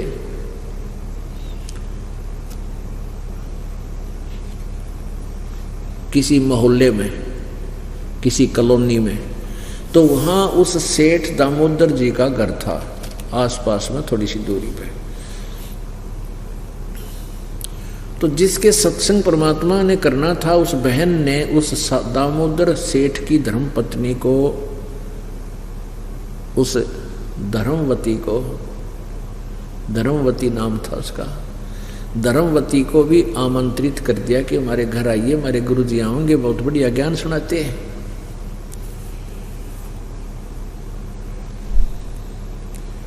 तो वो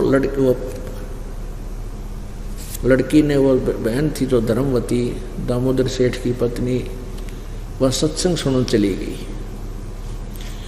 और सत्संग सुनने चली गई तो वहां परमात्मा ने ज्ञान दिया। अपने आत्माओं आपको उदाहरण दिया है कई बार कि एक घर में एक सदस्य नाम ले रहा है, दो ना ले रहे। एक घर में दो सदस्य नाम ले रहे हैं, तीन नहीं ले रहे। एक घर में तीन सदस्य नाम ले रखा, एक नहीं लेता इस दास से। तो ये के कारण है कि वो परमात्मा ने उदाहरण दिया है कि जैसे एक कोयल होती है, कोयल, और कोयल अपने अलग से घोंसला बना के बच्चे पैदा नहीं करती, अंडे नहीं देती, क्योंकि ये काग नहीं छोड़ते, उसने खा जाते हैं, कौवे खा जाते हैं। तो वो क्या करती है कोयल, जब वो ये देखती है कि जिस किसी मादा कौवी ने समझ ले अंडे उत्पन्न कर रखे हों और वह कहीं इधर उधर अपना पेट भरने के लिए जाती है, आहार करने के लिए, तो पीछे से उसके घोंसले में अंडे उत्पन्न कर देती है कोयल। अब जो कौवी वापस आती है, मादा कौवा, तो वो देखती है कि 4 अंडे हो गए। अब वो पहचान पाती नहीं मेरा कौन सा है, नहीं तो वह गिर दे नीचे ठा के या खा ले उन्हें। तो उसका इनो डर रह के दे तेरा अपना ना खराब हो जा। तो उन सब के सब को वो परिवर्ष कर देती है, सब के सब का वो उनको से देती है, बच्चे बना देती है। और बच्चे जब बन जाते हैं तो वह मादा कोयल जिसने अपने अंडे उस घोंसले में छोड़े हुए हैं, उसके पिछाड़ में ना आते कौन से तेरे हैं, एक सा रंग होता है। तो कुछ दिन के बाद वो बच्चे फिर उड़ने लग जाते हैं, ऐसे उड़ने लग जाते हैं। थोड़ी देर गए उड़ के फिर वापस आ गए, फिर उड़ कर गए, फिर वापस आ गए। तो वह देखती रहती है कि अब ये पूरे परफेक्ट हो गए बच्चे चारों। तो वह फिर दूर बैठ के अपने बच्चों को कैसे लेती है अपने पास, कैसे बुलाती है, दूर बैठ के आवाज लगाती है कुहू कुहू की। जो कोयल वाले बच्चे होते हैं ना, वो ऐसे देखते हैं, क्योंकि उनका तो अटैक करती है वो वाणी आवाज, तो तुरंत उड़ के अपनी मां की आवाज की तरफ चल पड़ते हैं। अब वो मादा कौवी कुछ दूर तक उनके पीछे भागती है, मेरे बच्चे गए गए। फिर वह कोयल फिर और आगे चली जाती है, वहां जाकर कुहू कुहू करने लग जाती है। तो फिर वो बहुत दूर चले जाते हैं, तो वो कौवी वापस आ जाती है, कहीं तेरे वो दूसरे बच्चों का कोई हानि ना कर दे, उनको छोड़ देती है। तो पुण्यात्माओं, वो काग आड़िया कहता असर नहीं, वो काग वाले बच्चा कहता असर नहीं उस वाणी का, और कोयल वाला का हो गया। तो ऐसे ही परमात्मा कबीर जी अपनी पुण्यात्माओं को ऐसे ही जगह पर जन्म देता है, और जब वो थोड़े से समझण जोगे हो जाए ना, फिर अपनी वाणी बोलते हैं। दास ने गांव गांव में नगर नगर में जाकर या कोयल की वाणी बोली, परमेश्वर की वाणी का वहाँ प्रचार किया। जो कोयल के बच्चे थे बस उसी समय गेर लाग लिए, आज तक अटल हैं। और उसी घर के मनमाने 2 सदस्य ना लाग रहे, वही भी उनका दिमाग चाटे बकवाद करे, क्योंकि वो काग के थे, वो काल के हैं। और जो परमात्मा के बच्चे थे वो आज देख लो यहाँ रंग लग गया।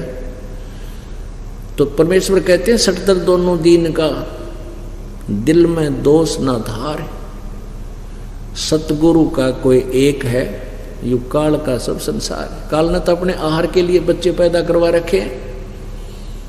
जैसे गीता जी अध्याय नंबर 7 के श्लोक नंबर 12 में कहा कि तीनों गुणों के भाव से जो कुछ भी उत्पन्न, जो कुछ भी हो रहा उसका मुख्य कारण मैं हूं, उसका निमित्त मैं हूं। वो मुझसे ही हो रहे ऐसा जान, लेकिन मैं इनमें नहीं, ये मुझ में नहीं। क्योंकि रजगुण ब्रह्मा से संतान उत्पत्ति ये काल के लिए, सतगुण विष्णु से हमारे एक दूसरे मोह ममता की सती थी, ये भी काल के लिए यहाँ रोके रखे। और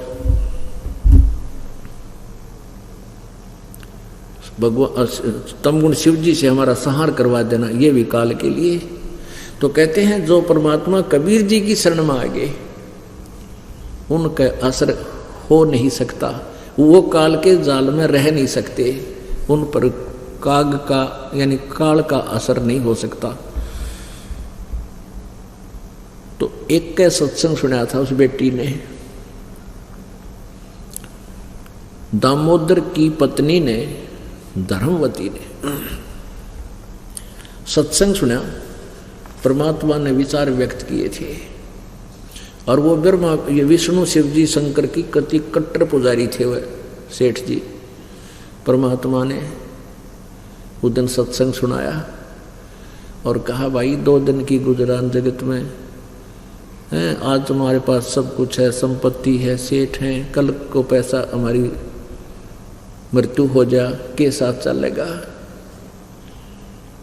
तो इस प्रकार के काफी उदाहरण दिए परमात्मा ने। उस बेटी का दी सास। और फिर ये कहा, भाई गुरु बिन माला फेरते, गुरु बिन देते दान, गुरु बिन दोनों निष्फल हैं, चाहे पूछो वेद पुराण। अब वह बेटी, नाम तो किसी गुरु को तो बना नहीं रखा था, लेकिन साधना बहुत करती थी। फिर उसको पता चला गुरु बिना तो सारी वे व्यर्थ है। परमात्मा कबीर जी ने समझा था कि राम कृष्ण से कौन बड़ा, उन्हों भी गुरु कीन, और 3 लोग के वह धनी गुरु अज्ञाधीन। कहते राम कृष्ण को तो आप बड़ा मानते हो, यहाँ का सुप्रीम मान रहे हो तुम्हारी अपनी सोच से, और उन्होंने भी गुरु बनाए। वशिष्ठ मुनि को श्री रामचंद्र जी ने गुरु बनाया, और दुर्वासा जी को श्री कृष्ण जी ने गुरु बनाया। संदीपनी जो थे श्री कृष्ण जी के अक्षर ज्ञान के गुरु थे, जैसे टीचर होया करें। आध्यात्मिक ज्ञान के गुरु दुर्वासा जी थे। तो उस बेटी का समझ में आ गया, भाई सचमुच गुरु तो बनाना चाहिए। अब उसके सामने एक समस्या आ गई बेटी का, उस धर्मवती का।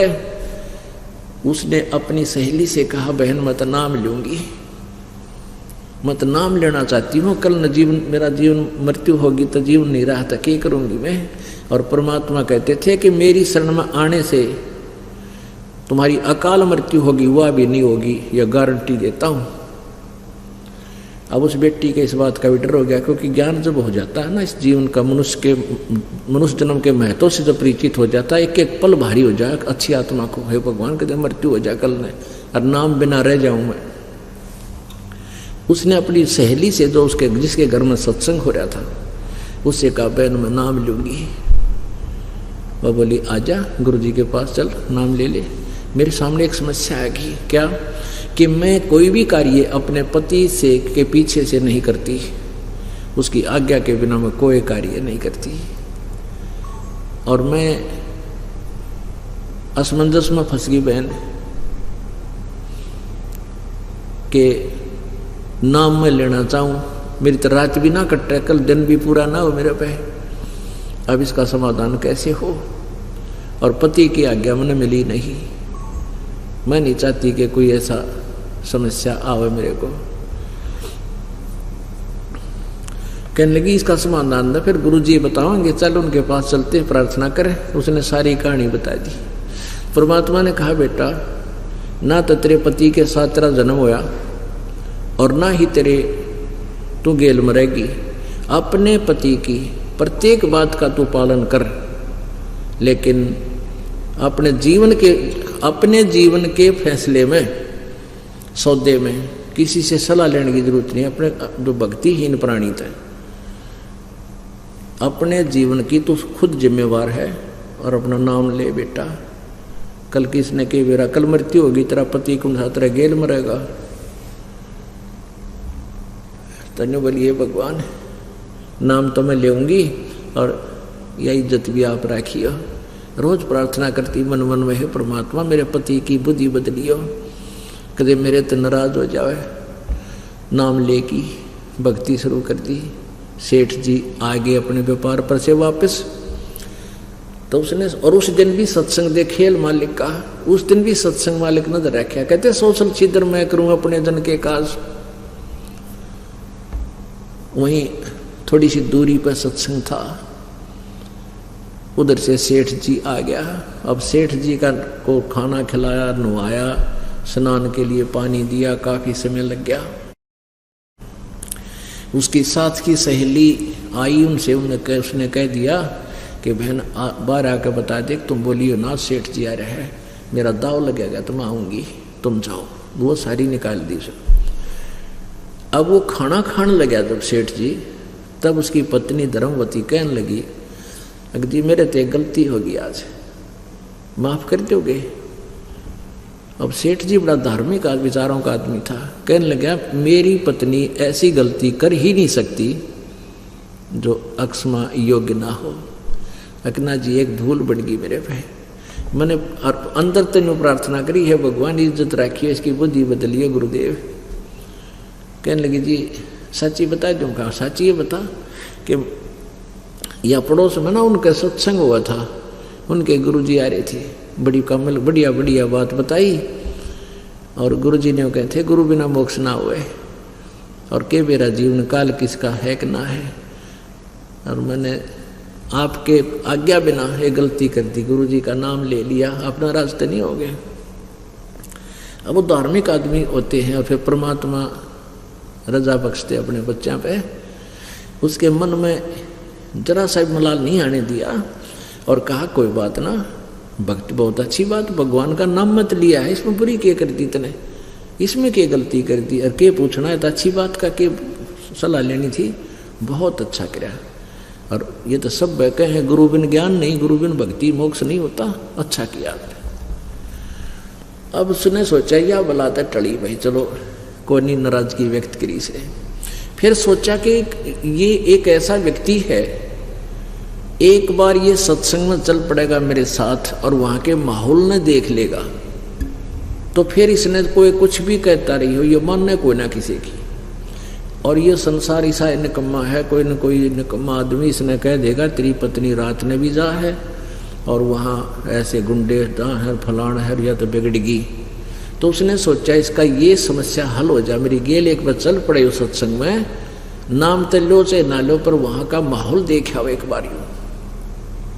तो उसने कहा जी आज गुरुजी का सत्संग है, और गुरुजी का संदेश आया था बेटी सत्संग में आइए, तो और मेरी सहेली सारी चली गई, मैं आपके आने से लेट होगी, आप मेरे साथ चलोगे सत्संग में?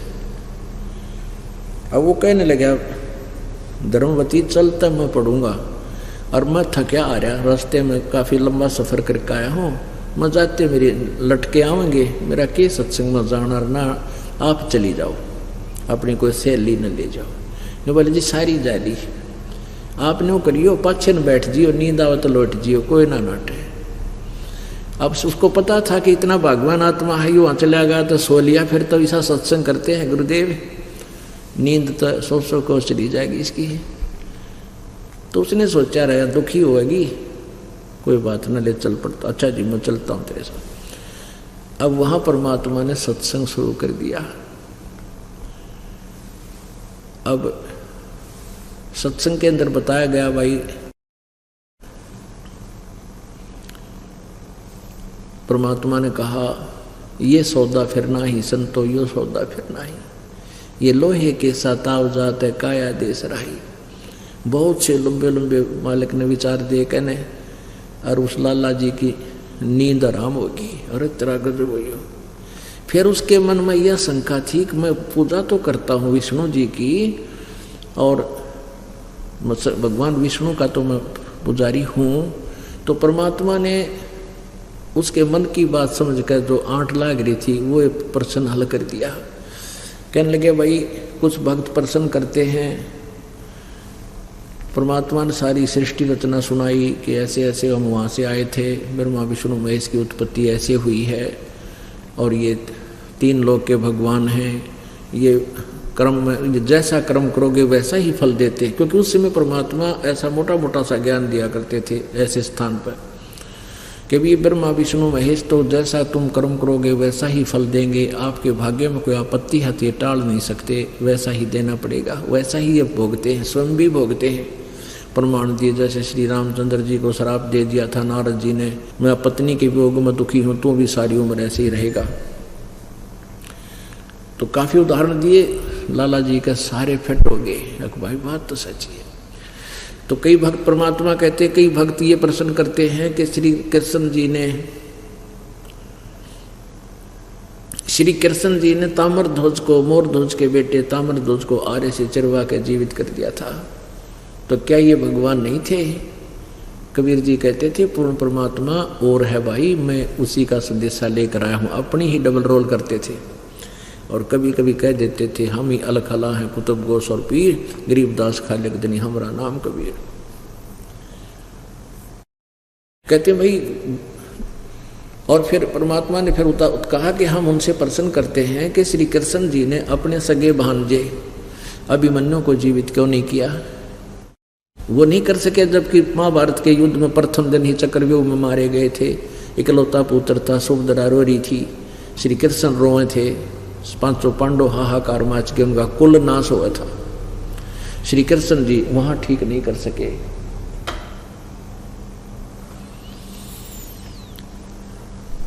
उसको जीवित नहीं कर सके। कारण क्या था कि मोरध्वज राजा के पुत्र ताम्रध्वज की आयु शेष थी, उसको तो एक जा करके बीच में उसकी कटवा करके जीवित कर दिया। इतनी इनके अंदर पावर है, लेकिन उम्र नहीं बढ़ा सकते, कर्म के दंड को टाल नहीं सकते, और अभिमन्यु का की आयु शेष नहीं थी। अब यह बात खटकी और कहते हैं कोयल के बच्चे और काग के इतना अंतर हो से, एक के चोट से धारिया जिन मिलन दाचा। उसी समय अपनी पत्नी से कहने लगा भगवान मैं तो नाम लूंगा। तो वो कहने लगे जी गुरु जी से मैं बात कर लेती हूँ, अब ले लो नाम, बड़ी अच्छी बात। तो परमात्मा के पास वो लड़की गई कि ऐसे ऐसे आपका भगत आया था जी, और मैं लाई थी तो बड़ो बढ़ा के, और आपने बड़ी दया करी, आपकी कृपा से इसके मन में कोई दोष नहीं आया, मैंने इससे स्पष्ट बता दिया। तो ये कहने लगा बहुत अच्छा किया, तेने नाम ले लिया तो बहुत अच्छी बात, परमात्मा आपने ही इसकी बुद्धि बदली है। और अब ये नाम लेने की कह रहे हैं। परमात्मा बोले बुला बेटी, बुला लिया। हाँ भाई सेठ जी नाम ले होगा? कहाँ जी उपदेश लूंगा। बात सुन ले भाई, गुरु जी की भक्ति करे ना जब, और देवता की पूजा ना चलती, वह सारी घर में सारी मूर्ति उठानी पड़ेगी जहाँ तू पूजा करता है। अन्य देवता की पूजा नहीं करनी, केवल एक परमात्मा की भक्ति बताऊंगा, वो साधना कर, और गुरु जी के अतिरिक्त किसी में आस्था तेरी होनी नहीं चाहिए। तो सेठ जी ने बोला जी मैं सौदा करना जानता हूँ, व्यापारी हूँ, मैंने खूब समझ लिया ज्ञान आपका, 1 नंबर का ज्ञान आपका, और मैं भी व्यापारी हूँ, सौदागर हूँ, कच्चा काम नहीं करता मैं। आज के बाद आपके अतिरिक्त दास किसी ने नहीं पूछेगा, मेरा नाम दे दो। परमात्मा ने कहा था नहीं होता, तुम लाला जी हो, बिना ठेके चारों तरफ हाथ मारा करो, कदे फिर गड़बड़ कर दे काम ने। हक नहीं, बिल्कुल नहीं होगी, आपका दास आपका प्रत्येक आज्ञा का पालन करेगा। अब उसके कुछ लेकर नाम चला गया और समुद्र के अंदर जहाज लेकर चल पड़ा। वहां उसने एक कक्ष बना रखा था जहां पूजा करता था, सभी देवताओं की मूर्तियां तो भर रखा था, वो कमरा ठाडा फुल चारों तरफ चमका रखी थी। ब्रह्मा विष्णु जी की, शिव जी की, रामचंद्र जी की, देवी की, भैरव भूत सब खिला रहा था। जाके सबसे पहले वो सारी मूर्ति जल प्रवाह कर दी। एक कबीर जी का हाथ से बना हुआ चित्र वहां मिलता था, बना देते थे पहले, बहुत अच्छे चित्रकार होते थे, वो मिलता था, वो ले गया। सारा कमरा खाली करके एक मालिक का ला कर चित्र, और जो मंत्र दाता ने दिए थे ये शुरू कर दिए, भक्ति करे, आरती करे, उनकी वाणी की जैसे बता रखी थी। अब दूसरे 2 सेठ थे, वो कहने लगे क्या हो गया, तू मेंटल हो गया क्या सेठ जी? इतने सारे ब्रह्मा जी, विष्णु जी, शिव जी, सारे की मूर्ति तारे के हटा दी, और एक ये कौन है? वो भी जानते थे कि ये कबीर जुल्हा। अरे ये दान की पूजा करने लग गए तुम, भगवान छोड़ दिया, हनुमान छोड़ दिया, हैं श्री कृष्ण छोड़ा तेने, तेरी बुद्धि भ्रष्ट होगी, तेरा नाश होगा। तो वो कहने लगे भाई अब मेरे बीच में मत आओ, तुम आप अपनी भक्ति करो, मैं अपनी करूं, मैं अपने जीवन का मैं खुद जिम्मेवार हूँ, तुमने भाई इसमें सलाह देने की जरूरत को नहीं। अब वो उसकी हंसी करने लगे, आ गया कबीर, आजा कबीर। वो बोला, वो अपना क्या बोला, उन्हें 10-15 नालायक, वो चलता रहा। वापस आ रहे थे सौदा भरकर, बिजनेस करके कोई सामान ले रहे थे, उनके बच्चे भी साथ थे, क्योंकि 2-2 3-3 महीने लग जाते थे कई बार दूसरे लंबे टापू पर जाने के लिए। तो आते समय उनका सामान साथ में, 2-4 के बच्चे भी साथ में। क्या हुआ, समुद्री तूफान आ गया। समुद्री तूफान आ गया काफी दूरी से, और देखा तो वही समुद्री तूफान कैसा होता, जैसे आंधी उठकर चल पड़ा ना, धूल, इस प्रकार पानी उठकर चल पड़ता 30-40 फुट ऊंचे तक ऐसे, और नो पूरी स्पीडता आता है। अब उनको जहाज चालक को पता होता है कि बात बिगड़ने वाली होगी, उसने अलर्ट कर दिए कि वो समुद्री तूफान आ गया है और इतना तेज तूफान है शायद ही हम बच पाएंगे। एकदम सबकी हाहाकार मच गई। अब अपने देवता ने याद करें, लेकिन वो काफ़ी दूर से वो आता हुआ तूफान बढ़ता ही नजर आए। और परमात्मा, वो कबीर जी का शिष्य जो थे दामोदर जी, आराम से बैठे। अब परमात्मा जो करेगा वो गलत कर ही नहीं सकता, परमात्मा गलत कर ही नहीं सकते। तो वो दूसरे सेठ कहने लगे, रहे लाला जी, सेठ जी, शाम दामोदर है, तूफान आ गया और सारे मरांगे, सारे रोम बुरी तरह। भाई तेरा क्या हो रहा, तू कभी डरता नहीं है? न बोला, भाई डरूंगा जब भी मरूंगा, ना डरेंगे तो अभी तारा तो है ही नहीं, भगवान ने इतनी लिख रखी होगी अपनी, और क्या। कहने लगे, रहे तो भी अर्ज कर ले अपने गुरु जी तय। अब वो कहने लगा सेठ जी कि भाई तेरे हनुमान जी गदा ले रहे, श्री कृष्ण जी सुदर्शन, श्री राम जी तीर, और भाई और भी तुम बड़े बड़े देवता मानते हो, और मेरा तो एक गरीब सा दुल्हा है, मेरा तो गुरु जी भगवान सब कुछ यही है। फिर ये क्या कर पाओगे जब तुम्हारे ये नहीं कर पा रहे? तो आज आ ही रही होगी अपनी मृत्यु। तो सेठ वो दूसरे थे, वो कहने लगे, लाला जी अब मजाक ना करें, कति नाश हो गया और मर गए, तुमको अर्ज कर ले। ने बोला, बस तुम बैठ जाओ, थारी अर्ज फेल हो ली, कति हो ली मारी तय, तो बैठ जाओ सारे। अब बैठा क्यों करे, नु के बैठा जा से। तो खड़े हुए दामोदर जी और अपने गुरुदेव से कहा, हे परमेश्वर, हे गुरुदेव, आशा तो है नहीं बचने की, लेकिन परमात्मा मैंने इनका आपकी घड़ी महिमा सुना रखी है कि मेरे गुरुजी ने उसका इतना लाभ दे दिया, उसका इतना लाभ दे दिया, उसको ऐसे मौत बचा दी, और आज मुझ नीच के कारण, हो सकता है मेरे पर इतनी भक्ति ना बनी हो दाता आपकी, जो आज हमारी मृत्यु टल सके। मुझ नीच के कारण दाता आपकी महिमा कम होगी। आज इस नीच ने आज बचा लो सारे जहाज ने, और बाहर जाते ही वैसे मृत्यु दे दियो दाता, कोई ऐतराज नहीं। न्यू कह के और अचेत हो गया। वो अचेत हो गया तो इतने में क्या देखा है कि एकदम वो तूफान जो समुद्री तूफान था एकदम न्यू जाता दिखा जैसे बिल्कुल, और कति शांत हो गया समुद्र, हलचल नहीं रही, ना तो जहाज न्यू न्यू होने लग गया था, और कति एकदम शांत है। सतगुरु जो चावे सो कर ही, 14 कोट दूत जम डर ही, ऊत भूत जम त्रास निवारे, चित्रगुप्त के कागज पाड़े। वो चित्रगुप्त के कागज पाड़ दिए, न मौत थी सारे की। अब दामोदर सेठ जी होश में आए और कति शांत सब खुशी मना रहे, और उसने ने कहा, जय हो दामोदर सेठ की, जय हो दामोदर सेठ की, आज जान बचा दी। दामोदर सेठ बोला, भाई नहीं, मेरे कबीर भगवान की जय बोलो, उनकी दया से रक्षा हुई है। उधर से क्या होता, कबीर जी सत्संग कर रहे थे एक भगत के घर में, सर्दियों के दिन थे। कुछ भगत ऐसे होते हैं जिनका कुछ विश्वास होता है, कुछ ना होता है। वह भी बैठे थे, 50-60 भगत बैठे थे, परमात्मा सत्संग कर रहे थे आसन पर बैठ के। थोड़ी देर में क्या किया मालिक ने, ऐसे कर ऐसे कर दिया। वो तंत्रयामी थे कि सामने वाले 2-3 मूर्ख बैठे, इनका यकीन कोई ना, उनका छिट्टे लगे। तो और भक्तों का भी लगे। भक्तों ने पूछे, गुरुदेव क्या हो गया आपको? आपका तो सारे केस भीज गए पानी में। परमात्मा कहने लगे, कबीर जी के दामोदर सेठ का भाई जहाज डूबा था, उसको बचा के आया हूँ, नहीं तो नाश हो गया था। उसने पुकारा मेरे को हृदय से। तो और ना किसी का जच्चिया बात, किसी का ना यकीन हुआ। और न सोचे गुरु जी यहाँ बैठे, पसीने आगे होंगे, शब्द गांव में थे, सत्संग कर रहे थे हैं, और वैसे ही कह रहे थे।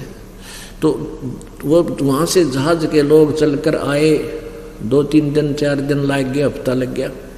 उस दिन भी सत्संग कर रहे थे परमात्मा किसी के घर में, और वो सारे वही, क्योंकि उस समय थोड़ी सी संगत होती थी, जहाँ सत्संग होता था सारे आ जाया करते काशी शहर के। तो उस दिन भी सत्संग कर रहे थे परमात्मा।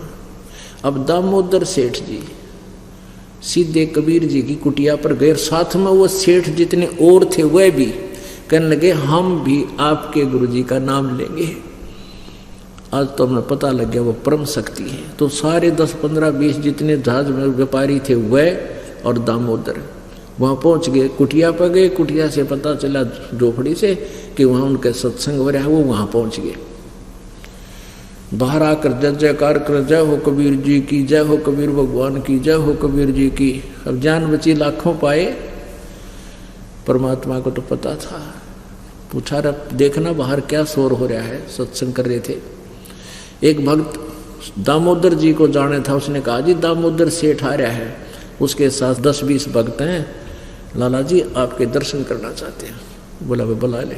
आगे सारे नौकर, हे महाराज आपने हमारी जीवन बचा दिया है, महाराज हमारी जिंदगी, हमारे बालक बचा दिए, सारी जिंदगी आपके हाथों में, आपके द्वारा दिया हुआ जीवन है। परमात्मा बोले रे क्या बात भाई बताओ। तो वह राम कहानी बताई। तब उन बुद्धवा का कलाई जोड़े बैठे थे, न्यू गए थे। परमात्मा ने कहा था कि मैं उसका जहाज बचा के आया हूँ। तो सारे उन सेठों ने भी नाम ले लिया, और परमात्मा का इस प्रकार ऐसे अपनी समर्थता का दिखा करके प्रभु ने 64 लाख शिष्यों को उपदेश दिया था, आज से 600 वर्ष पहले। रे नल नील यतन कर हार, तब सत गुरु से करी पुकार। रे नल नील यतन कर हार, तब सतगुरु से करी पुकार।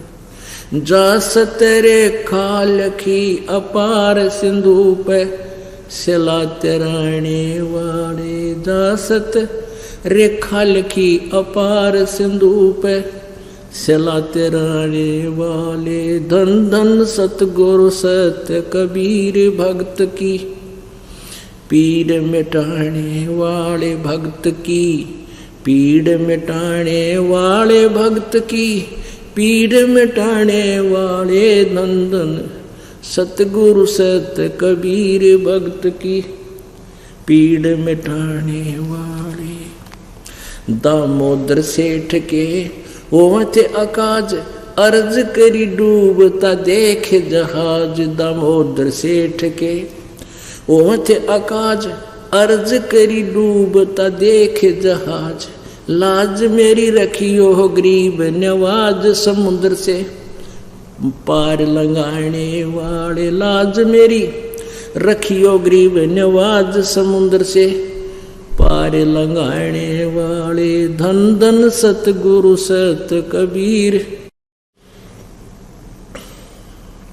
भक्त की, पीड़ मिटाने वाले भक्त की, पीड़ मिटाने वाले भक्त की, पीड़ मिटाने वाले। धन धन सतगुरु सत कबीर भक्त की, पीड़ मिटाने वाले। डसी सर्प ने जब जा पुकारी, इंद्रमती अकुला। डसी सर्प ने जब जाए पुकारी, इंद्रमती अकुलाए। आपने तुरंत करी सहाय बरोली, मंत्र सुनाने वाले। आपने तुरंत करी सहाय बरोली, मंत्र सुनाने वाले। धन धन सतगुरु सत कबीर भक्त की, पीड़ मिटाने वाले भक्त की, पीड़ मिटाने वाले भक्त की, पीड़ मिटाने वाले धन धन सतगुरु सत कबीर भक्त की। पीड़ मिटाने वाले कह कर जोड़ दीन धर्मदास दर्श दे, पूर्ण करियो आस। कह कर जोड़ दीन धर्मदास दर्श दे, पूर्ण करियो आस। काटियो जन्म मरण की तरास, सत्य पद प्राप्त कराने वाले। मेटियो जन्म मरण की तरास, सत्य शब्द प्राप्त कराने वाले। धन धन सतगुरु सत्य कबीर भक्त की। पीड़ मिटाने वाले। सत साई।